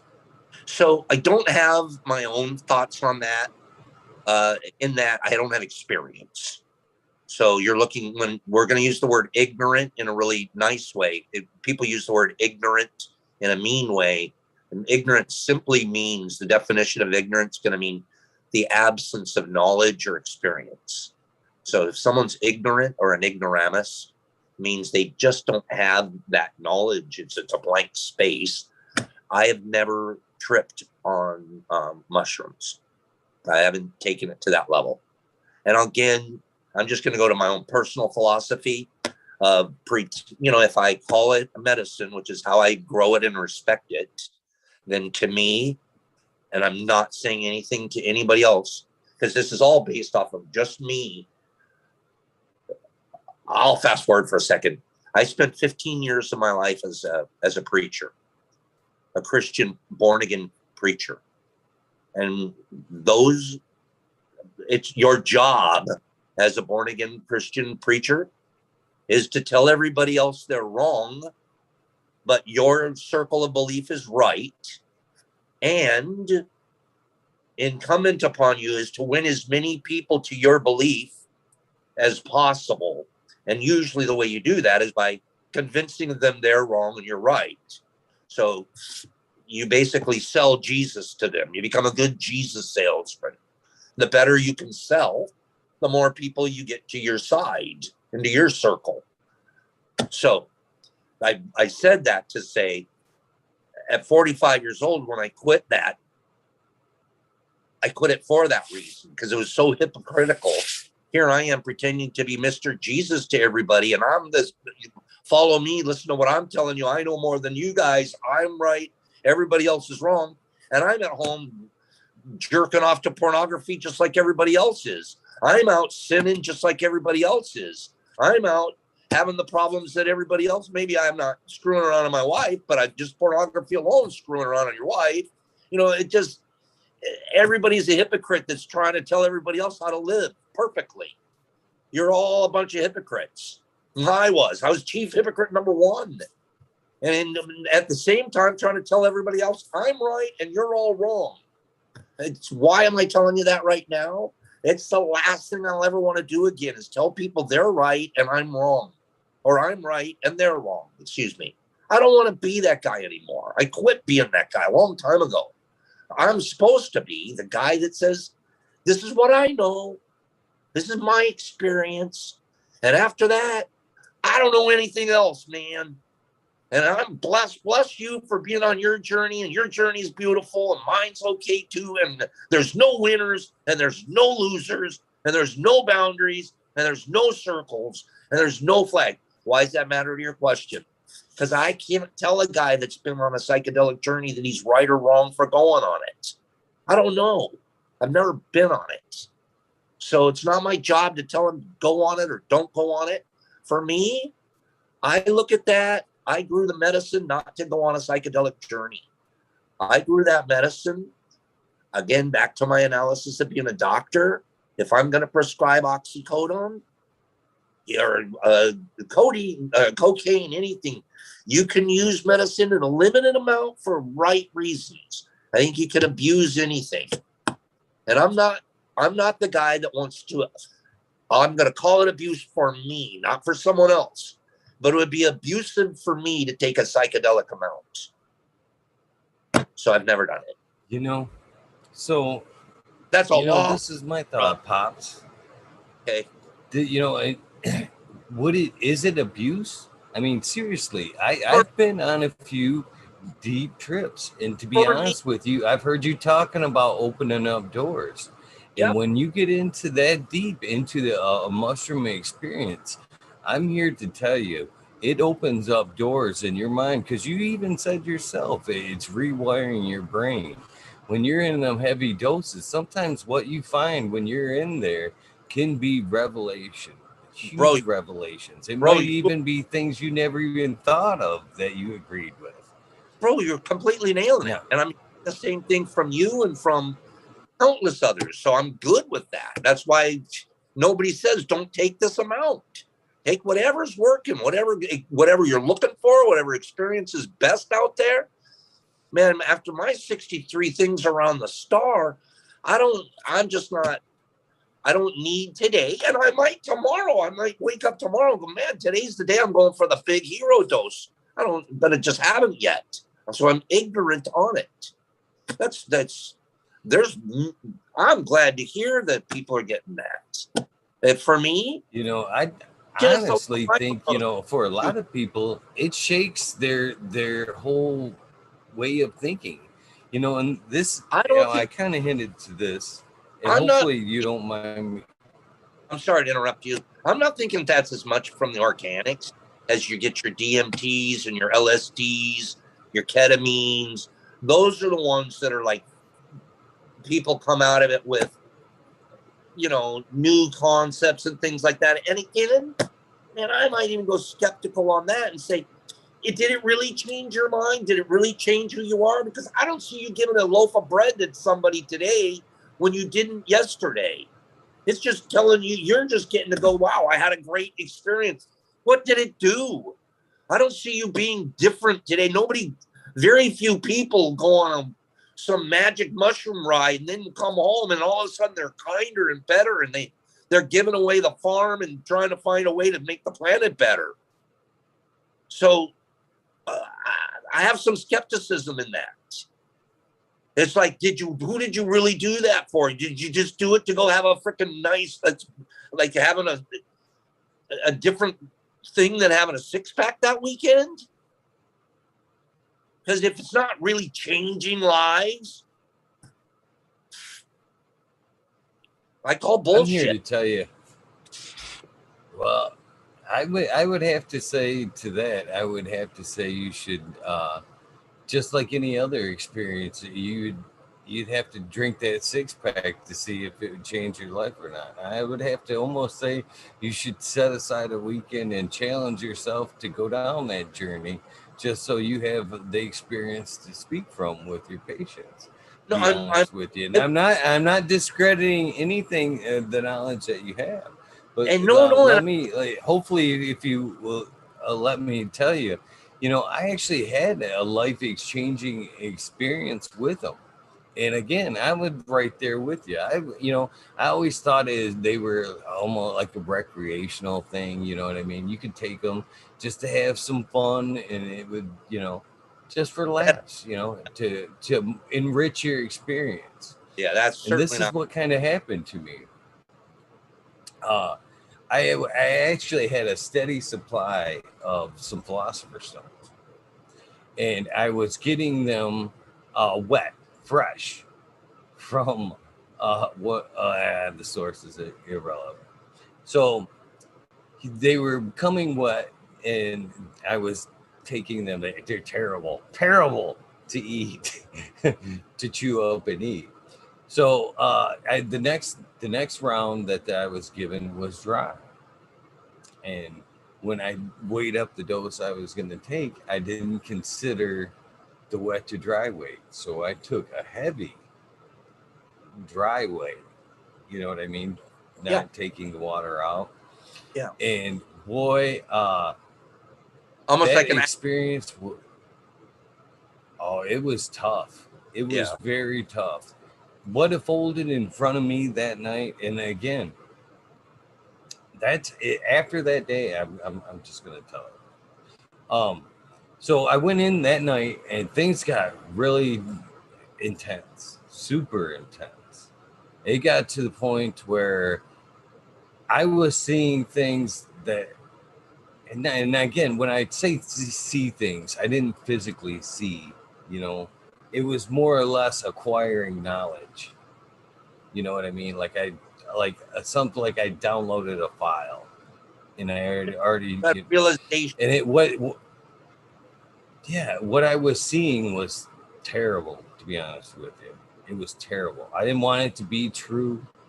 I couldn't talk. I actually had to call somebody, my daughter, to be honest with you, just to have her on the phone. I needed that lifeline to know to reality. I needed to know I had to 1 foot into reality. Somebody could say something, you were okay, this isn't just in your head or whatever.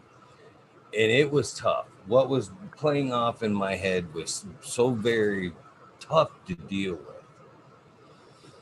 And I was forced to face it and deal with it. It all played out within the next year. Everything that I acquired, everything, that file that I downloaded, that progression came true. Just now, and bro. when it came true, it was like I had already dealt with. People were asking, "How are you dealing with this?" It's like I've already been here. I've already done this. And after that, it was when I started seeing the angel numbers. And you can call bullshit on this all you want, bullshit but it was after that they were so apparent. I couldn't even dismiss it.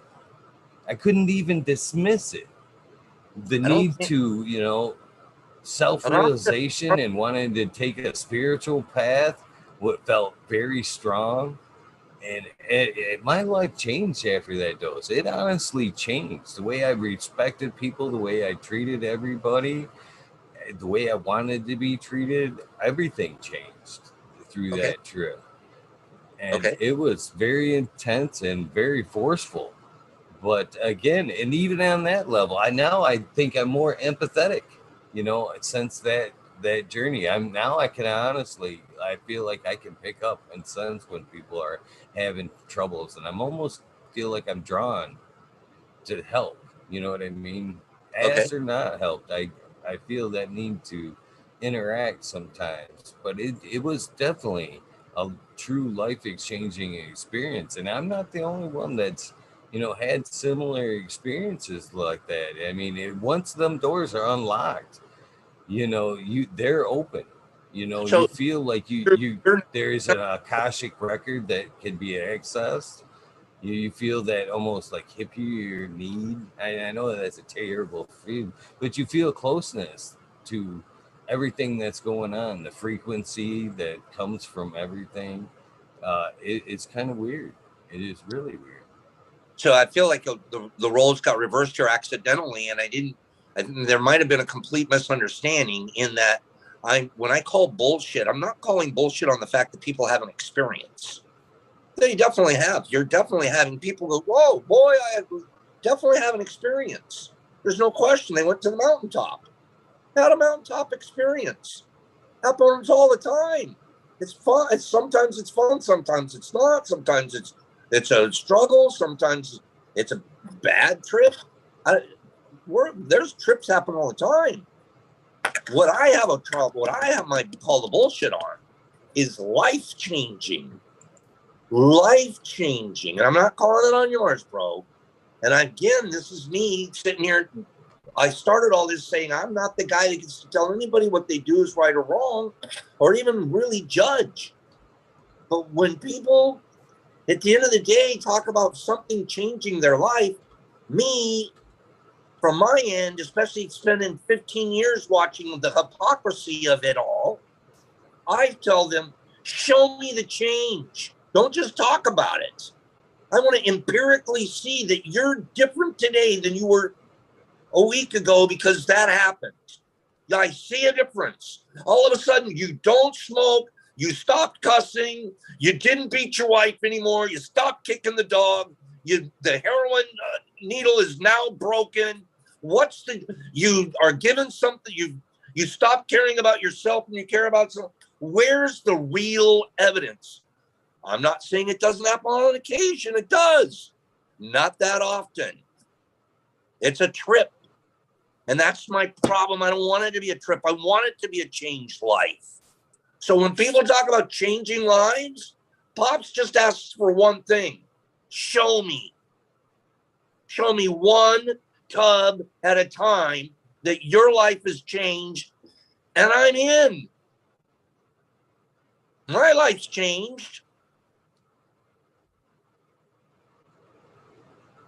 Other than that, To that, that's what I I'm would talking have to say you don't need much convincing because you're very fired up in your journey. You obviously know it's changing. It's doing what it's supposed to because you are changing lives one tub at a time. Yeah. It's doing something. And I watch what it does for other people. And I watch some people who really, oh, wow, that guy is completely changed. Man, he came here as a goofball. Couldn't stop from running around. He's calmed down. His balance has changed. He's not looking for how he can make a buck, but how he can give a buck. That guy's life has changed. Then I got other guys. How can I flip 40 today, man? I want to make some money at this. We're going to go make a bunch of money. Who are you going to make money off of? Who do you think's going to be They're in buying it for all the that wrong stuff? reason. If you think you're going to go I want to do 40 pounds tomorrow. Who are you selling your 40 pounds to? To poor people that have PTSD and anxiety And you want to take advantage of them by making money off of them? Who the hell are you? I don't want to talk to you. I want to talk to the guy that needs it because his wife has lupus. And his wife with lupus, I have another, she has migraines if she hears music. Music! Can't enjoy music, pops. She microdoses and we dance. We dance, bro. They dance as a couple in their living room. And for years, she couldn't listen to music. That's life-changing. One little microdose did that per day. She didn't have to go to no mountaintop and have no freaking, I saw stuff. And I'm not discounting anybody having experiences. I want to see them change a life. What's really going to change a life is if you could start farming and show someone else how. Then you get focused and you get calm and you say, this is what we're going to do today. We're going to do 3 of these. And when we're done, I'm going to go and I'm going to go to the grocery store and I'm going to pick up a little bit of seed and then I'm going to pick up my bags and I'm going to make sure my pressure cooker's set up. And I'm going to have, got to order some new needles and I got stuff to do, man. That's life-changing. The guy that's sitting at home on the couch and he goes on a trip on the weekend and then he calls me and says, Pops, I saw an angel yesterday. This is how my life changed, taking psilocybin. I say, you're bullshit. Your life didn't change. You went on a trip. I want to see your life change. That's what I was talking about, bro. And I'm not talking about you. I think your life has changed. Look at you. I told you at the very beginning of the show. You're a freaking my hero. You're putting more hours in than me. You're allowing me on your platform. So bless your heart. But don't buy the game that psilocybin, all these people going on trips are changing their lives. No, they're going on trips. The guy that's changing lives, he's usually did the right thing, the right setting, the right time. You know what I'm talking about. You are changing life. You know, there is, I agree with you. I would much rather talk to somebody like you that knows the value in the one mushroom. You know what I mean? This one mushroom can change lives. I don't give 2 shits about that guy that wants to profit off the medicine. I had that conversation the other night with a grower. We talked about yields and, you should be crushing it, this and that. And it's all wait. I told that guy, you are in it for the wrong fucking reason. If you're worried about the weight and not the quality and, the amount, the medicine that you're putting forth, your heart's not in it. You're in it for all the wrong reasons. You're in it for all the wrong reasons. It's a medicine, and that's what it's about. There's techniques available to us to speed up the growth. There's techniques that you want to it's all there, and it's okay. Do it. You have every right to make money, family, buy a yacht. You have every right to do anything you want with your time, space, and skills and what your blink on the planet. Spend your blink doing whatever you want. It's okay. I'm not here to tell anybody don't spend your blink doing what you want. But I'm not going to respect the guy with the yacht, and I'm not going to respect the guy that's in his blink to, at the end of the day, just make a bunch of stuff that's going to turn out to be rust. That's what you spent your whole blink chasing rust, because at the end of the day, it doesn't mean anything. What you're going to do with your pile? What you're going to do with it? Spend your blink. I mean, you have no clue how you do. We all do. Our space, our time is so small. So little. I started in January. I'm looking at March now. I'm like, how the hell? We're a quarter of the year's already gone by. I had a bunch of plans, a bunch of stuff I wanted to do. I've been doing other stuff instead. This is all in my blink. My God, I want a bunch more. I want my blink longer. I want more blinks, but they're not here. So do the right thing in the one you got.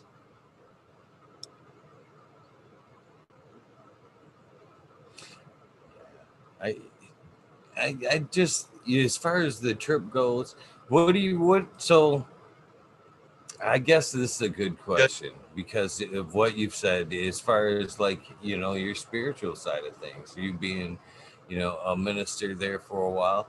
Do you believe that the mushrooms do have, it can be used as a spiritual tool? Okay, so spiritual again, I think we've made that up as men. I don't think nature cares about spirit.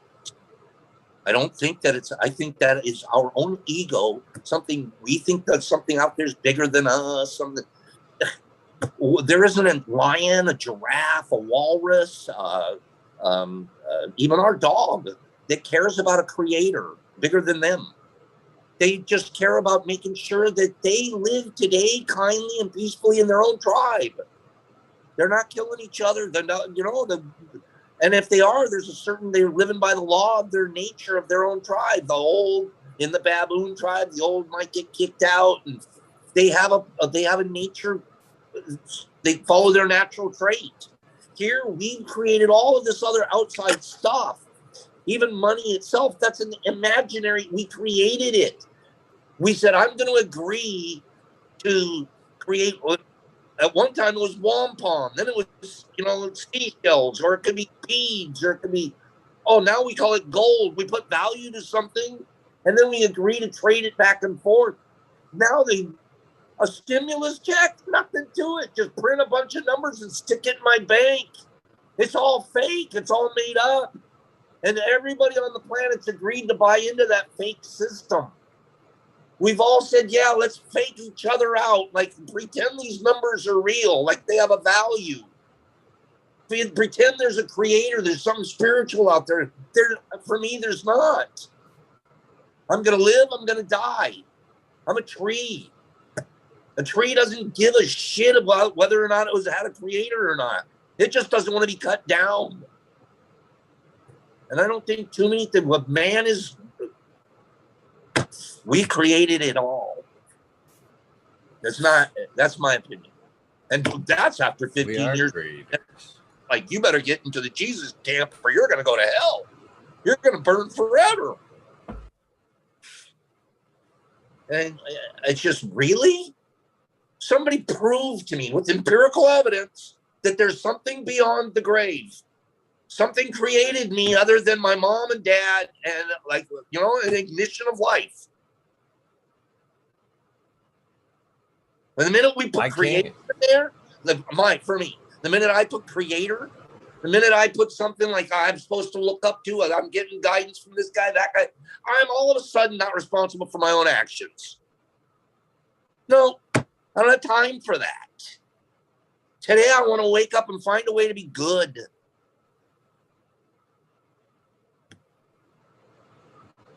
So I guess this is a good point to, since that day. I'm sorry if I just actually. I'm sorry if I gosh, no. Gosh, no. No way. Absolute crutch. It's not a crutch. It absolutely handicaps who we can be together as people. If we would drop all of that, say we're a bunch of just creations, like natural creations. We came from nature. Let's be natural to each other. In nature, nobody's out there trying to take money from each other. Nobody's out there trying to profit. There isn't a lion on the planet trying to profit off another lion. They're not doing that. The lion out there, one owns his little group, the other one has his little area. They all, whatever. Lions are living like lions, but none of them are out there trying to figure out how can I have a yacht and make sure the janitor doesn't have a fucking salary. And then it's okay we do that because we're spiritual. We're spiritual beings.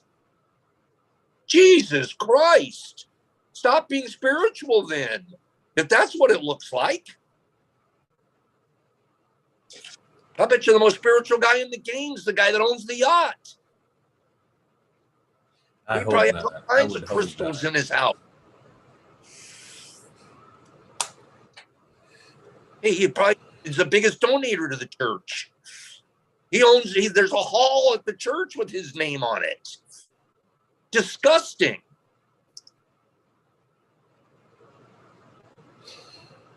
I actually chased the Buddhism trail myself. Buddhism isn't bad. Moralism. Buddhism is so close to nature, but again, it puts me in a tribe. I don't want to be in any tribe. So I can't call myself a Buddhist because it's a tribe, it's a circle. But boy, that's a situation where there's just respect for life and nature, and that's very, very basic and kindness, pursuit of kindness. Dalai Lama's number one. That figure out what is kindness. How do I pursue kindness? How do I be kinder? Put myself out of who I am and be bigger for others than for myself. That was one of his number one focuses. I love that. Good for you, man. I'm proud of you. And I have to say again, it was part of that trip that sent me along that way. It all relates back to that one crazy night that really set me on a path to wanting to do better and realizing that it wasn't material bullshit in my life that was gonna make me feel better about myself. It was reaching out and doing more for humanity. That's where I was necessarily feeling some type of place in life, some kind of fulfillment, was reaching out and doing the right things. And it's through that journey of helping others that I feel more enriched. I don't feel the need for money, you know what I mean? It's weird since I've went down this path of helping others, doing this thing with cannabis, that my life has changed. I don't worry about money as much, and then fucking things when I need kind of tend to pop up as I need them, and I don't put emphasis on that dollar anymore. The focus is on doing the right thing these days. And then again, it has lined up so much with what you preached tonight, what you've talked about.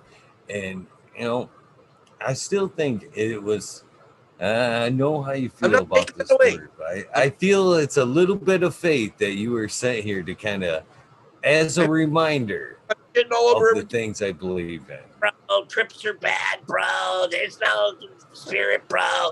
I don't mean all that. I'm just wanting to come from a fresh perspective of not being so dialed into all of the buzzwords and all of the crap that we get programmed with. Man, I'm freeing myself from that. I don't want to play any of that. No linear thinking.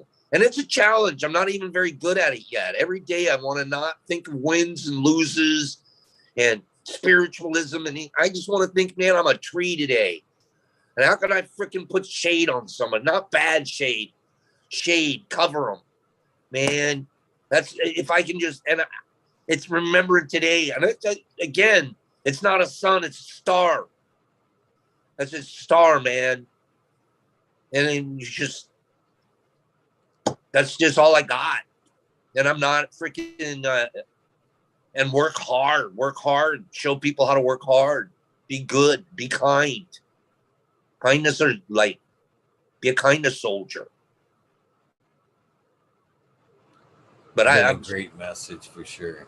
yeah, I'm not So, the if people wanted to reach out to you on Instagram and seek a little bit of advice on strains and dosing and learning how to get things started, can they reach out and pick your brain and ask you 1,000 some questions? pop shrooms 2 on IG. Pop shrooms 2 on IG. Look for us there. And then I'm also on YouTube.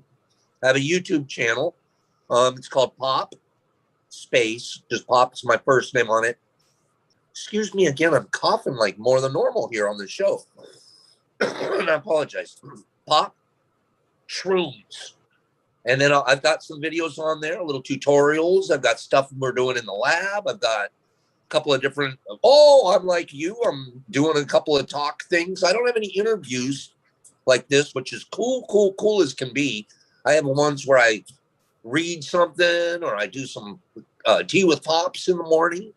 9 a.m. I'll be on my show in the morning. 9, that's what I do. 9 a.m. Pacific Standard, no, Eastern Standard Time. Tea with Pops, I call it. Thank you for giving me a chance to give a commercial there. I didn't even know I was going to do a commercial. But Tea with Pops, 9 a.m. on YouTube. And then I'm over at IG. I probably do 12, average about 12 posts a day. And usually, bro, people, Pops, you're putting so much on. It's energy for me. It's like fun. I'm going to set up a little photo shot. And mostly it's because I'm just showing stuff as I'm working during the day. I'm just photo journaling my day and then sharing it. And pictures are worth 1,000 words. So most of the time I'm wanting to show, hey, if you look at it this way, you can learn. Just look at the picture.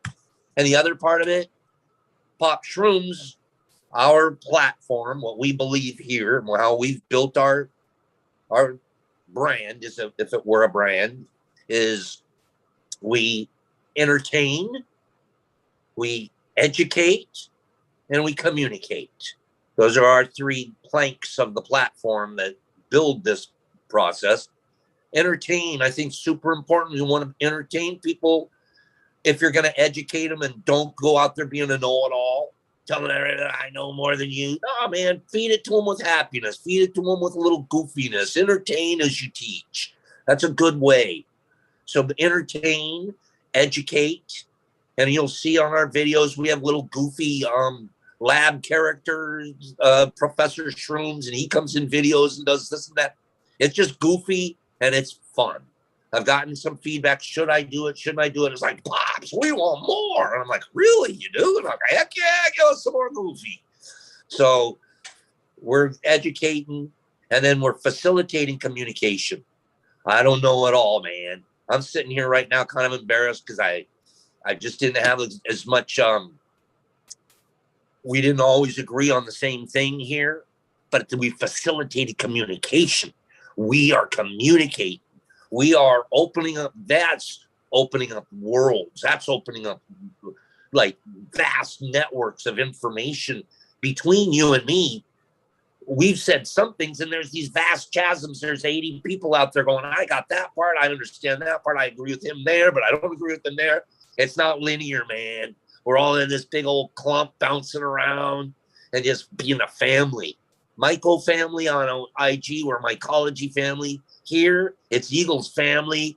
It's a cannabis world. Man, at the end of the day, it's all family. If we don't make it that, go get a yacht.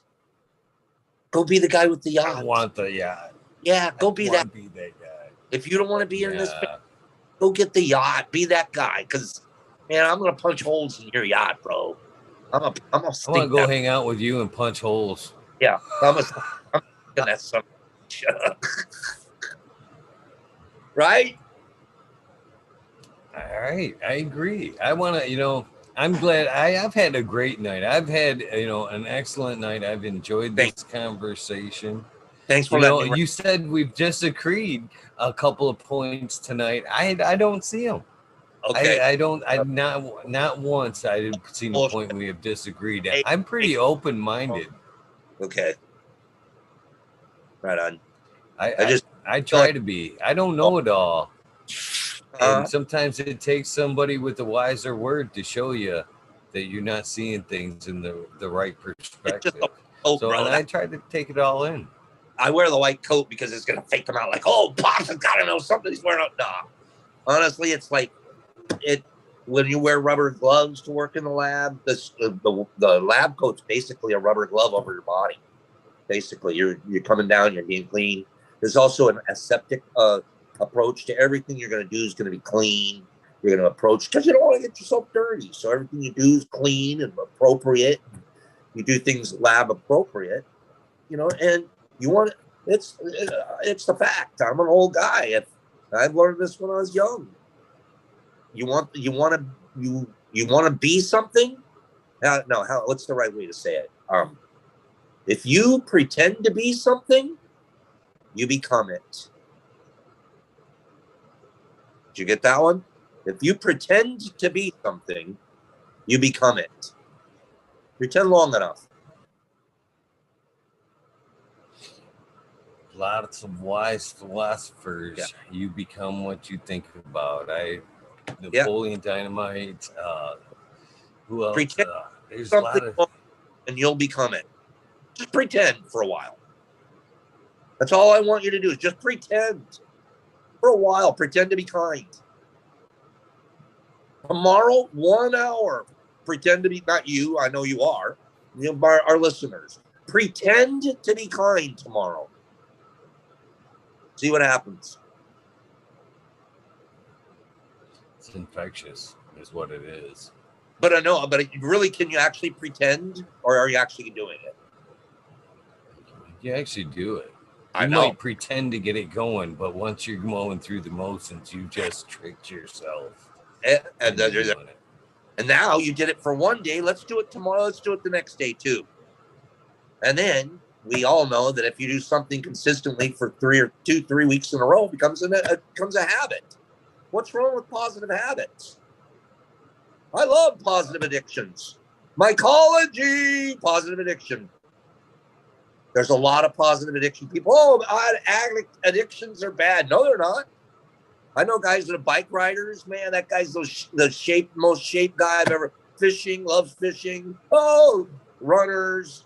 No, there's a lot of addictions. Weightlifting, body workout. A guy goes to the library every day. There's a lot of really good addictions. Ones that put needles in your arm, too many pills up your nose, those are bad ones. But there's a lot of good addictions. Find one. There's nothing wrong with good addictions. I like the one that I've heard of. The best reference to cannabis is, the best said is cannabis is a gateway to horticulture and a better life. Then that's what seems to be the reality of it. Man, when I first started to grow my first weed, I got so connected to that. I had the hardest time, bro. My first plants, this is how sensitive pops can be. I cried when I had to trim it, when I had to cut it, man. I don't want to pray. I don't want to kill my baby. I had a personal relationship with every one of those plants. You know what I mean? Personal. You get in your bigger grows, you can't have a relationship with 500 of them. But Shrooms, it's the same way. I have a personal relationship with every tub. It's like, oh my God, I don't want to have to harvest. You guys are so beautiful. I've been waiting for them to harvest. And then finally they are like, oh my God, it's the hardest thing to do. So I love it, man. Horticulture turns it. You're creating life. You got to be part of it. You're not out there destroying anything. You're building, you're growing. And you know that whatever that is, especially guys like us, you're growing more than you can consume yourself. So somebody good's going to get something good out of it. The whole process, you're looking out for someone other than yourself. That's starshine stuff right there. She's shining for somebody other than herself. The sun doesn't get anything out of it. She doesn't get anything out of it. It's amazing what can actually come out of that star shine. You know what I mean? That energy that comes from that ultimately turns into foods, like you said, buds that are changing people's lives and attitudes. It's an energy that's just being captured and reused, recycled. She's giving it away for free. Not trying to freaking charge anybody for it. Starshine. So how long? So you have grown. I mean, what were some of the strains you've grown? Well, I mean, you want to talk about that a little bit? It's kind of back in the day. So if it's strains, I'm off course a little bit. I definitely stayed with your indicas. So, if I remember correctly, it's probably some OG Kushes and some, what am I thinking? Gosh, it's been a minute, so I can't really remember strains that well in weed. They go in another reason why I tell you the truth. I'll be honest. Oh, I hope not too many people are listening. Last year here in Michigan, I've only been here 3 years. When I first got here, I got my medical marijuana license. Last year, I'm like, hey, I'm going to grow some weed. Got a little grow on. I'd done some other growing in the past. Long story. I forgot I got clones to get started, and I didn't tag the plants very well. So I forgot what strains I had. I forgot. I didn't pay attention. Clearly, 2 or 3 of them were sativa, and the other 9 were indica. They're a little bushy. The other one were okay. At the end of the day, confession. I cut them all. I trim them all. I melted the 2 together. Buds that didn't keep the indica separate from the sativa. They all went in the same bags. Didn't matter. And since I had completely forgotten the strain, I started calling them Detroit Diesel. We're here in Detroit. So I'm like, man, this shit's the Detroit Diesel. You got to get got a few pounds. That stuff went like that fast because it was really good, homegrown. People, Pops, can I get some more of that Detroit Diesel? Can I get some Detroit Diesel seeds? I want Detroit Diesel. I created a strain, bro, out of just calling it a name. That's my whole point. Is there actually is a Detroit Diesel. No, no shit. Motor breath times locomotion, Detroit Diesel. For the first time out loud right now, first time on the planet, I'm telling the truth. And the whole point is, I think people make crap up. I don't know it. I don't even know it. And I know that there's real genetics, and I know I don't mean to disrespect your cannabis industry and for 1 second. I just know how dirty I am. I can mess anything up. And if I'm that bad, a lot of people out there are doing it too. And they're doing it to the mushroom industry. They're out there calling stuff that it's not. You're out there telling people it's the stuff that it's not. So just as guilty as I was last year to your wonderful, and I mean it sincerely, it was wrong. I should have found out what the strains were and told people the truth. Nope, I'm selling you Detroit Diesel. And all of that to tell you, bro, I can't remember what I grew. I just know I grow good weed when I grow it. And then I make up names. I'm just glad you're growing it. Yeah, and then I make up just names. The same as the mushrooms? I'm glad you're providing your own medicine. Because I can't remember. So, evil pop. I'd be happy to send you some cannabis seeds. I have tons of flavors I could send you. That offer. Thank you. And I mean it. I have a little bit here, and I wanted to get my grow on. I bought a freaking nice greenhouse and put it in my backyard. And I was going to get my winter crop going. Now, maybe I'll go to spring. Man, I just don't have time. I can't serve 2 masters. I can't do the shroom and teach and do all of this and do my shows and all. I can't. And then give a weed grow what it needs and treat her right. I don't have the time. So I have to decide. It's a shame because I miss it, but I don't because I like shrooms better. Growing shrooms. I don't blame you, to be honest with you. Yeah, okay. Well, thank you, man. If you feel like I'm cutting out on you, if I got some DMs, a little bit of work to do. I got to be up before 9 for my little show. What time is it? Oh, heck no. It's 2:08. You went way past what you said you'd do for me tonight, and I can't thank you enough. Before you go, I'd like to tell you a couple of things. One, I think I already told you. Please keep this Zoom number, this invitation. It's always good. Okay. For other shows, Monday nights are dedicated wormhole nights, and say after we do this show, I'll fire up the wormhole, and it's always open to past guests. Anytime that you pop on the channel and you see a topic that we're talking about and you just want to come on and hang out, you're always welcome. You don't need an invitation.